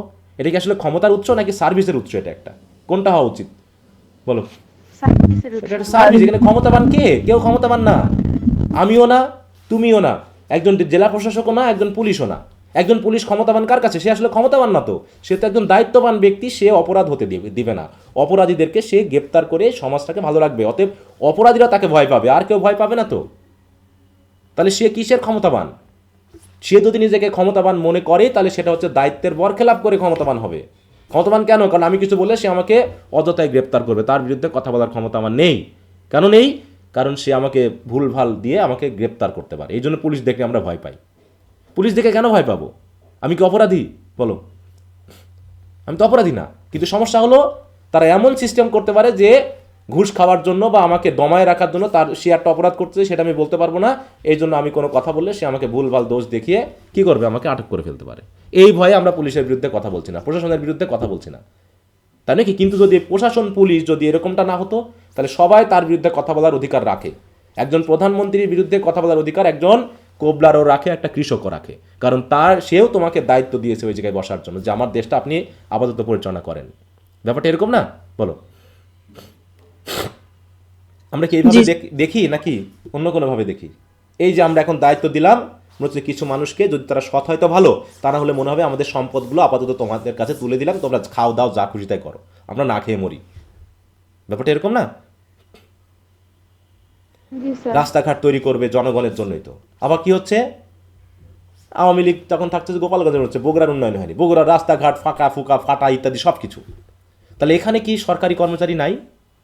এখানে কি মানুষ বসবাস করে না? বলো, এখানে কি রোড এবং হাইওয়েজের অফিস নাই? এখানে কি বিল্ডিং বাড়ি সাজানোর, তারপরে পরিবেশ, পৌরসভার, এগুলো মানুষ এখানে নাই? সবাই তো পালন করত, তাহলে এটা হলো না কেন? কারণ কি, ওই যে বরাদ্দ দেয়নি, টাকা দেয়নি, কারণ এখানকার মানুষগুলো আপাতত বাংলাদেশে ছিল না। ব্যাপারটা এরকম। আবার এরকমটা যদি হয় যে এখন বিএনপি উঠেছে, বগুড়ার উন্নয়ন হবে আর গোপালগঞ্জকে ভেঙে চুরমার করে ফেলবে, এরকম কি হওয়ার কথা? বলো। আমি মানুষ হিসাবে আমার বিশ্বাসের বা আদর্শের ভিন্নতা থাকতে পারে। যেমন আমরা এখানে আছি 3-4 ধর্মের মানুষ আছি, আমি খ্রিস্টান, আরেকজন তোমরা মুসলিম, একজন হিন্দু, বৌদ্ধ, এখানে আছো। তাহলে আমাদের আদর্শের, ধর্মের কিন্তু আপনার পার্থক্য থাকতে পারে, কিন্তু দেশ সুখে বসবাস করার জায়গাটা তো আমাদের সবার। তো সেই হিসাবে জামাত ভোট পেয়েছে, এনসিপি ভোট পেয়েছে, বিএনপি ভোট পেয়েছে, স্বতন্ত্রে ভোট পেয়েছে, কারণ স্বতন্ত্রে যাকে দিল সেই এলাকার মানুষজন তাকে মনে করেছে যোগ্য, এই জন্য। তাহলে ওই লোকের মাধ্যমে ওই এলাকার মানুষগুলোকে সার্ভিস দিতে হবে। এখন আমার এলাকার দলের না বলে আমি ওই এলাকার জনগণের জন্য যে বরাদ্দ পাওয়ার দরকার সেটা আমি দিচ্ছি না, তাহলে তো হবে না। তো এরকমভাবে যে আমরা কি করছি, জনগণের কথা ভাবছি না। তাই তিনি বলছেন, তিনি সেটাও বলছেন যে অতিমাত্রায় জনগণ এনে কাজ হবে না। বলছে কি, বাট রাদার হারকেন, বরং একটু খেয়াল রাখো, ভাবো, হাউ দে ওয়েস্ট, কীভাবে তারা অপচয় করতেছে সেটা ভাবো। অতিমাত্রায় মানুষ আসলে কীভাবে অপচয় করে, অপচয়টা যাতে না হয় এই জন্য সেন্ড সাপ্লাইজ প্রপোর্শনেবলি, প্রপোর্শনেটলি বা প্রপোর্শনেটলি, মানে কি, যেটা যতটুকু প্রয়োজন তাকে ততটুকু দেন। সরকার দেয় না মাঝে মাঝে? বলো, এই যে রমজান আসতেছে, এই সময় কি হবে, ইউনিয়ন পরিষদের মাধ্যমে গরিব মানুষদের জন্য সরকারি কিছু বরাদ্দ থাকবে, ঈদের আগে বরাদ্দ থাকবে, থাকবে কি না? বলো, তেল চাল ডাল বরাদ্দ থাকবে, কিন্তু সেই বরাদ্দের উপাদান কোথায় যাবে? কিনা সন্দেহ। হ্যাঁ বলো, হ্যাঁ থাকবে স্যার, পাবে কিনা সন্দেহ। সেটাই তো বলতেছি। তাহলে যে ওই যে যার হাতে দায়িত্ব দেওয়া হলে তুমি এটা বন্টন করে দাও, কারণ তোমার জনগণ তোমাকে ভোট দিয়ে তাদের সেবা করার জন্য তোমাকে পাঠিয়েছে। তাহলে তুমি যেহেতু রিপ্রেজেন্টেটিভ ওদের, তোমার হাতে টাকাগুলো দিলাম, তুমি গিয়ে তোমার জনগণকে দিয়ে দাও। 100 জনের জন্য 1000 টাকা করে পাঠিয়েছি, সবাইকে 1000 টাকা করে দিয়ে দাও। কিন্তু কি হচ্ছে, এবার যাদের যাদের পাওয়ার কথা বলছে সবাই 1000 টাকা করে পাবে, টাকা পাইতে কিন্তু 100 টাকা করে দিতে হবে। ঠিক আছে, 100 টাকা করে দিতে হবে। কার্ড বানাতে হলে ফ্রি কার্ড, সেখানে কার্ড বানাতে 500 টাকা করে দিতে হবে। তাহলে কি হবে বলো? But so as the number may live well, অতএব যে পরিমাণ নাম্বার থাকলে প্ল্যান্টেশনে সব সম্পদ সমানভাবে বন্টন করে দিয়ে কাজ চালানো যায়, তার বেশি যেন না হয়। নট বাই সার্চ, দেখো, সারচার্জ বি ইন পেনিউরি, অতিমাত্রায় চার্জ করে, অতিমাত্রায় করে যেন আমরা দারিদ্রতার মধ্যে না থাকি, ব্যালেন্স করতে পারি। ঠিক আছে তো? তাই বলছে কি, অতিমাত্রায় যেন জনগণ, কারণ কি দেখো, যদি জনগণ বেশি হয়ে যায়, এই যে বলছে the population does not grow too quickly which could lead to poverty and scarcity. তাহলে এগুলো একটু খেয়াল করতে হবে। এরপর কি বলছে, it had been a great endangering to the health. এবার একটু খেয়াল করে, হেলথের কথা বলছেন তিনি। It had been a great endangering to the health of some plantation, মানে প্ল্যান্টেশন বা দেশের স্বাস্থ্যের জন্য ক্ষতিকর হচ্ছে, কারণ that they have build along the sea and rivers. বুঝতে পারছো? বিশেষ করে নদীর পাশে বা মার্শি ল্যান্ড বুঝো তো, যেখানে ডোবা নালা আছে, অথবা আনহোলসাম গ্রাউন্ড। তাহলে যে প্ল্যান্টেশনগুলো এমন জায়গায় তৈরি করা হয়েছে যেখানকার পরিবেশ ভালো না, অস্বাস্থ্যকর, তাহলে সেখানকার মানুষের পরিস্থিতি কেমন হবে? ভালো হবে? না স্যার। আচ্ছা, তো মনে করো যে এই যে আমাদের যে বস্তিতে যে মানুষগুলো থাকে, সেগুলো কেন থাকবে, তাই তো? এটা হচ্ছে কার দায়িত্ব ভাবা বলো তো? আমাদের রাষ্ট্রপ্রধানের, কারণ সেও তো ভোট দিয়েছে। বস্তিতে যে থাকে সে কি ভোট দেয়নি? হুম, জি স্যার, ভোট সবাই দিয়েছে তো। তাহলে আমি কি বরাদ্দটা কোন জায়গায় বেশি দিব? যেখানে অলরেডি মানুষ অনেক পাচ্ছে, অনেক খাচ্ছে, সেখানে বেশি যাবে, নাকি আমার যে এলাকার মানুষটা দেখতেছি খাবার কম পাচ্ছে, তাদের বাড়িঘর ভালো নেই, সেখানে আমি বেশি দেবো? কোন জায়গায়? হুম, এখানে বাড়িঘর ভালো নেই। হ্যাঁ, আমাকে তো দায়িত্ব দিয়েছে জনগণ যে তাদের অসুবিধা দেখভাল করে তাদের সুবিধাটা করে দেওয়া, তাদের অসুবিধার দূর করে দেওয়া, সুস্বাস্থ্যে বসবাস করতে দেওয়া। কিন্তু therefore though you begin there to avoid carriage, দেখো যে তুমি হয়তো এখানে কি করেছো, প্ল্যান্টেশন করেছো নদীর পাশে, সমুদ্রের পাশে, কিসের জন্য করেছো? ক্যারিয়েজ, খরচটা বাঁচানোর জন্য, and other like discommodities. তারপরেও চেষ্টা করো, yet build still rather upward from the stream than along. অতএব তুমি পাইলে তোমার ইয়াগুলো মার্শি ল্যান্ডে তৈরি করো না, একটু উঁচুতে তৈরি করো, নদী বা খাল থেকে একটু উঁচুতে তৈরি, আপওয়ার্ডে তৈরি করবা, যেন একদম গর্তে তৈরি না হয়। তাহলে সেখানে পানি জমবে, সেখানে মানুষ অস্বাস্থ্যকর পরিবেশে বসবাস করবে। এই জন্য নদীর পাশে করো, সমুদ্রের পাশে করো, কিন্তু সেটা যেন একটু উঁচু ল্যান্ডে হয়, উঁচু জমিতে হয়।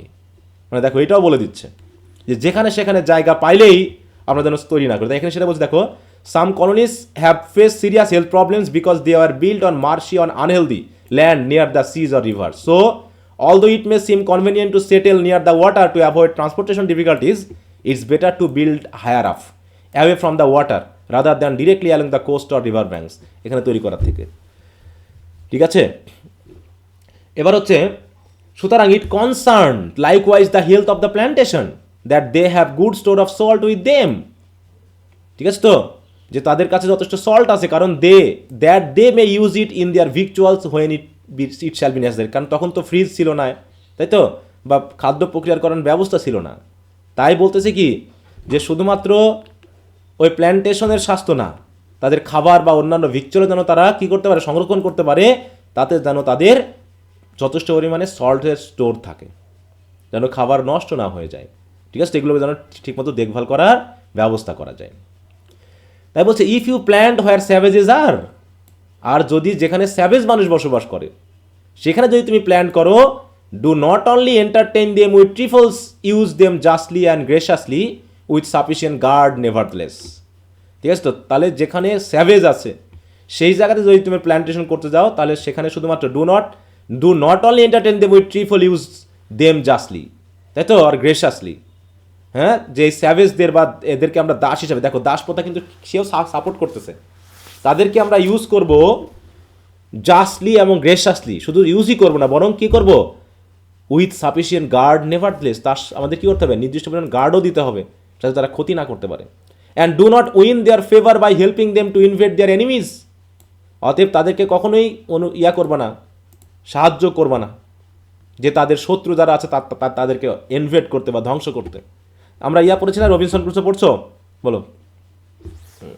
জি স্যার। রবিনসন ক্রুসোর ক্যানিবালিজমের সিস্টেমটা জানছো? কেন হয় ওটা? কাদেরকে তারা খায়? তারা কাদেরকে খায় বলো তো? তার নিজ সমাজের মানুষকে খায় নাকি অন্য গোত্রের মানুষকে খায়? সমাজের মানুষ। হ্যাঁ, অন্য নিজ গোত্রের। সমাজের মানুষকে। হ্যাঁ, তাই বলছে যে ওই জন্য তাদের শত্রুদের ইনভেট করার ক্ষমতা তাদেরকে দিও না, কারণ সেটা কেমন হবে, for their defence it is not amiss, send off them over to the country that plants, বরং তাদেরকে অন্য জায়গায় পাঠিয়ে দাও, that they may see a better condition than their own and condemned it when they return. এবং তাই বলছে কি, do not win their favour by helping them to invade their enemy.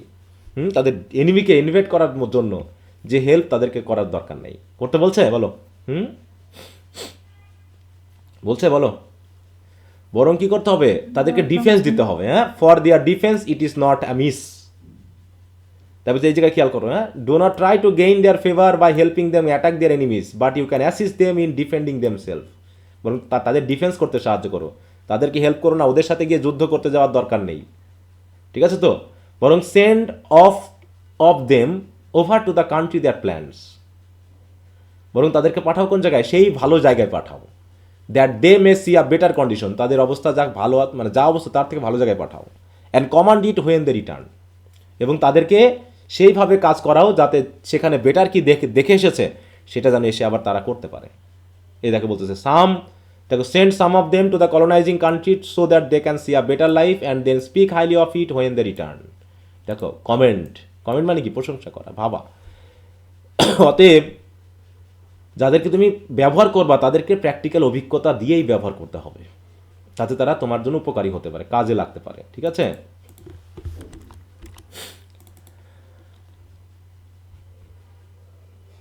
তারপরে কি বলতেছে? When the plantation grows to strength, যখন আস্তে আস্তে প্ল্যান্টেশনের শক্তি বেড়ে যাচ্ছে, then it is time to plant with women as well as with men. তখন সেখানে মেন উইমেন সব নিয়ে আসো। That the plantation may spread into generation, যাতে সেখানে আরও জেনারেশন বাড়তে থাকে, কারণ আমি অলরেডি প্ল্যান্টেশনকে আমি যথেষ্ট পরিমাণে রেডি করে ফেলেছি। And not be ever pieced from without, তাই তো? যেন এটা এই মানুষের অভাবে যেন খণ্ড খণ্ড ধ্বংস না হয়ে যায়। দেখো আবার যাতে অন্যের উপরে বেশি ডিপেন্ডেন্ট করতে না হয়। তাই বুঝি? দেখো এখানে যে when the colony become strong and stable it is important to bring women as well as men so that the colony can grow and multiply through generation rather than relying on outsider or to sustain its population. হ্যাঁ, অন্যের উপর যেন depend করতে না হয়, আমার লোকজনদের দ্বারা আমার প্ল্যান্টেশনই যেন ভালো থাকে। আচ্ছা, কতটুকু বাকি আছে আমি তো ঠিক বুঝতে পারছি না।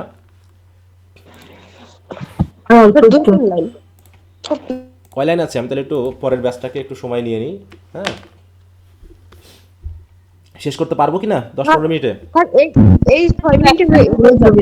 আচ্ছা, তাহলে আমি একটু দাঁড়াও, ওদেরকে একটু, ওদের 9:30 বলা আছে তো।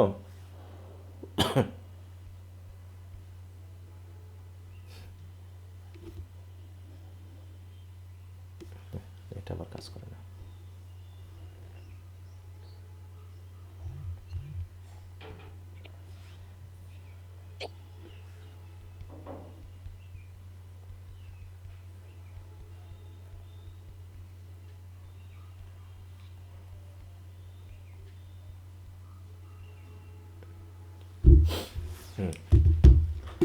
তাই বুঝে থাকো, it is the sinfullest thing in the world to forsake or destitute a plantation once in forwardness. হ্যাঁ, মনে করো হঠাৎ করে ভালোই চলছে, প্ল্যান্টেশন ভালোই চলছে, জনগণও বেশ হচ্ছে, এই সময় যদি হঠাৎ করে আমি যে হচ্ছে সরকার বা সে যদি এটাকে ছেড়ে চলে যায়, তাহলে এটা কি ভালো হবে বলো তো? মারামারি করবে না সবাই মিলে? জি স্যার।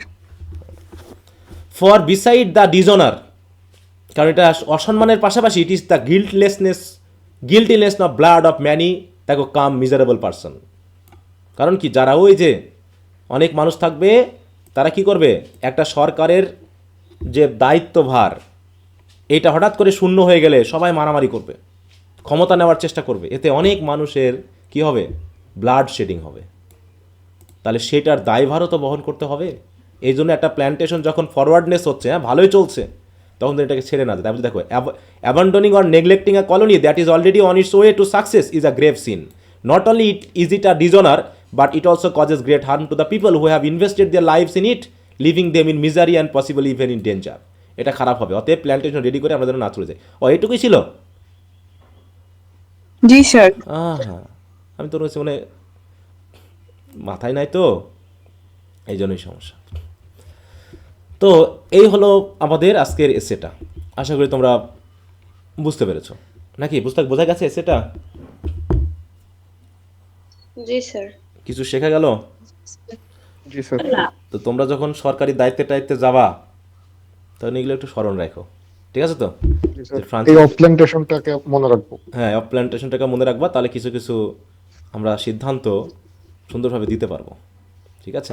অনেক সুন্দর একটা এসে, যেটা সবার শেখার আছে এখান থেকে। প্রচুর শিক্ষণীয় ব্যাপার কিন্তু তিনি এখানে দিয়েছেন, এটা দেশ পরিচালনার জন্য যেভাবে, যদিও অনেক কিছুই নাই এখানে, কিন্তু তিনি একটা বেসিক ধারণা দিয়ে গেছেন যে আমাদের কীভাবে ভাবা উচিত, খাদ্য থেকে, স্বাস্থ্য থেকে শুরু করে, হ্যাঁ মানে সব কিছু মোটামুটি একটা আইডিয়া তিনি দিয়ে গেছেন। প্রতিরক্ষা ব্যবস্থা থেকে শুরু করে কোথায় মানে কী বাসা বানাবে, তাই না, বাড়তি যাতে ঝামেলা না হয়, সেটাও তিনি একটু বলে গেলেন যে স্বাস্থ্যকর পরিবেশে বাসা বানাতে হবে। আমাদের বস্তির মানুষগুলো অধিকাংশই অস্বাস্থ্যকর পরিবেশে থাকে নাকি বলো? তাদেরকে দেখার লোক নাই, তাহলে কি দল? তারাও তো ভোট দিয়েছে, তারাও তো একটা নির্দিষ্ট এলাকার মানুষকে ভালো করানোর জন্য তারা একজনকে দায়িত্ব দিয়েছে। সে কি দায়িত্ব পালন করবে? এটা পাপ বলছে না, ইটস সিনফুলেস্ট থিং। আসলে পাপের সংজ্ঞাই তো আমরা মাথায় রাখছি না। হ্যাঁ, আমরা নামাজ পড়ছি বা গীত প্রার্থনা করতেছি, কিন্তু পাপটাকে আমরা গায়ে মেখে ফেলেছি, এটাকে আমাদের পাপ মনে হয় না, অপরাধগুলোকে আমরা ওইভাবে খেয়াল করি না, করি বলো? না স্যার। তো যাই হোক, আমাদের দেশ ভালো হোক, আমরা সুস্বাস্থ্যে থাকি, আমরা আমাদের কল্যাণে আমাদের ব্যয় করি, এরকমটাই হোক। এই যে আমি যে তোমাদের পড়াচ্ছি, মাঝে মাঝে আমার এটা মানে ইয়া লাগে, বুঝতে পেরেছো, যে কোনো জায়গায় কি ঘাটতি হচ্ছে না তো? হ্যাঁ, কোনো জায়গায় কি আমি তোমাকে শর্টকাট করে ফেলছি না তো? তোমার পূর্ণাঙ্গ শিক্ষা জায়গাটা তো ঘাটতি হয়ে যাচ্ছে না তো? ঠিক আছে, এই জন্য যতটুকু পারছি দেওয়ার চেষ্টা করতেছি, তোমরা একটু ব্যবহার করো, ঠিক আছে? স্যার এই যে রমজানের বিষয়টা যে বললেন এটা আমাদের ধর্মেও আছে আর কি, জুলুম করে আর কি বেশি খাওয়া যাবে না। না, সেটা তো বললাম, এটা তো সবার ধর্মেই থাকার কথা, সবার ধর্মে খাওয়ার কথা, কিন্তু আমি শুনি মাঝে মাঝে এই যে আমাদের করা যাবে না, নিজের আত্মার উপরেও নফসের উপরেও করা যাবে না আর কি জুলুম। কিন্তু এখন নাকি যত খাবার তত স্বভাব, এরকম কথা শুনি, সবাই বলে। না স্যার এটা হচ্ছে স্যার এমন কিছু নাই। আমি তো প্র্যাকটিক্যালি এই শব্দগুলো শুনেছি, এই জন্য বলতেছি। মনে করো আমি একটা টিউশনের কথা বলি, হ্যাঁ, একসময় আমি অসুস্থ হয়ে গেছিলাম, মানে প্রায় রক্ত দেওয়ার পর আমি 10-15 দিন অসুস্থ হয়ে গেছিলাম পুরো। তো টিউশনি করাতাম, টিউশনিতে যেতে পারছি না, কিন্তু টাকা তো দরকার আমার, কিন্তু টাকা নেই, আমি টিউশনি দিয়ে চলতাম, আমি বিয়ে করে ফেলেছি। তখন তোমাদের ম্যাডামকে পাঠালাম এক জায়গায়, যে ওখানে তো টিউশনির টাকা মানে পাওয়া যেতে পারে, মানে আমার মাস শেষ হয়নি, কিন্তু তিনি যদি আমাকে দেন, আমার বাসার কাছে থাকার কারণে ওকে পাঠালাম, যে তুমি একটু যাও তো। তখন তো ওইরকমভাবে যোগাযোগ ব্যবস্থা, যদি একটু হেল্প চাওয়া যায়, এই রমজান মাসে পাঠিয়েছিলাম, বুঝতে পেরেছো? তো উনি যে কথাটা বললেন তাতে আমার খুব খারাপ লাগলো, যে এ মাসে আমরা দিতে মানে পারবো না, ঠিক আছে, এ মাসে আমরা দিতে পারবো না, কারণ এই সময় আমাদের অনেক খাওয়া দাওয়ার ব্যাপার থাকে, দান মানে দান খয়রাতের ব্যাপার থাকে, তো এই জন্য এই মাসটাই আমার জন্য দেওয়া কঠিন, বুঝতে পেরেছো? স্যার ফালতু লোক এইসব মানুষগুলো ইসলামের তারপরে এই যে উল্টো পাল্টা আমাদের বানাই ফেলবে। খালা আছে, ঠিক আছে, তো এই যে আমাদের এখানে বাড়িতে আসে, গতকাল বা ইয়া বলছে এই মাসে আমরা একটু বেশি খাই আমাদের, ঠিক আছে, তো অনেক যে কেনাকাটা আছে, খাইতে হবে, যত খাবার তত নাকি সোয়াব।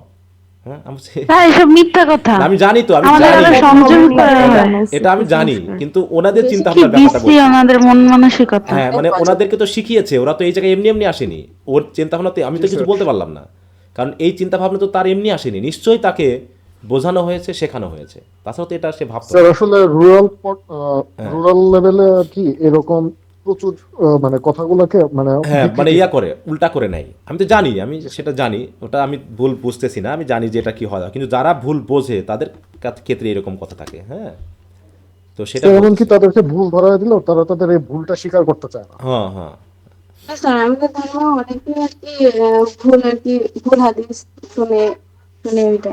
হুম, স্যার আসলে অনেকে মানে এটা এরকম কি হয়ে আসতেছে, এ শুনেছে ওনার কাছ থেকে, হ্যাঁ, তারপরে হ্যাঁ, উনি হ্যাঁ, আবার আমাদেরকে বলতেছে। ব্যাপারটা আসলে কি, আমাদের নবীজি সাল্লাল্লাহু আলাইহি সাল্লামই কিন্তু বলেছে যে মানে পুরো অতিরিক্ত খাওয়া তো দূরের কথা, উনি বলেছেন 80% খেয়ে বাকিটুকু পেট ফাঁকা না, রাখতে। ওইটাই তো আবার উনি বলছি। এটাও বলেছেন যে মুনাফিক খায় 7 পেটে আর হুম, একজন মুমিন খায় 1 পেটে। হুম, হুম, তো হুম, ওনারা যে কোথা থেকে পায় আল্লাহ ভালো জানে, আসলে এগুলো বিভ্রান্তিকর। হুম, হুম, হুম। না, সেটা তো বললাম, এটা তো হঠাৎ করে ওরা পায়নি, এটা তো ওদেরকে দেওয়ানো হয়েছে, তাই না, সিস্টেমটা এসেছে, এগুলো আমাদের ভুল তথ্যগুলো দিচ্ছে বা দেওয়া হচ্ছে। তো যাই হোক, ওটা আমি কিছুটা বললাম, এটা কোনো ব্যাপার না, ওটা সব ধর্মেই রোজা সিস্টেমটা একই, সেটা আমিও জানি, আমাদেরও যা, তোমাদেরও তাই, হিন্দু ধর্মেও তাই, যেখানে সংযমের ব্যাপার আছে, দান খয়রাতের ব্যাপার আছে, সেটা অবশ্যই আমরা সবাই জানি। হ্যাঁ, ওটা নিয়ে কোনো সমস্যা না। ওকে, তো ঠিক আছে, আজকে তাহলে এ পর্যন্তই, সবাই ভালো থাকো। স্যার, আসসালামু আলাইকুম। ওয়ালাইকুম আসসালাম। আসসালামু আলাইকুম। ওয়ালাইকুম আসসালাম। ওকে।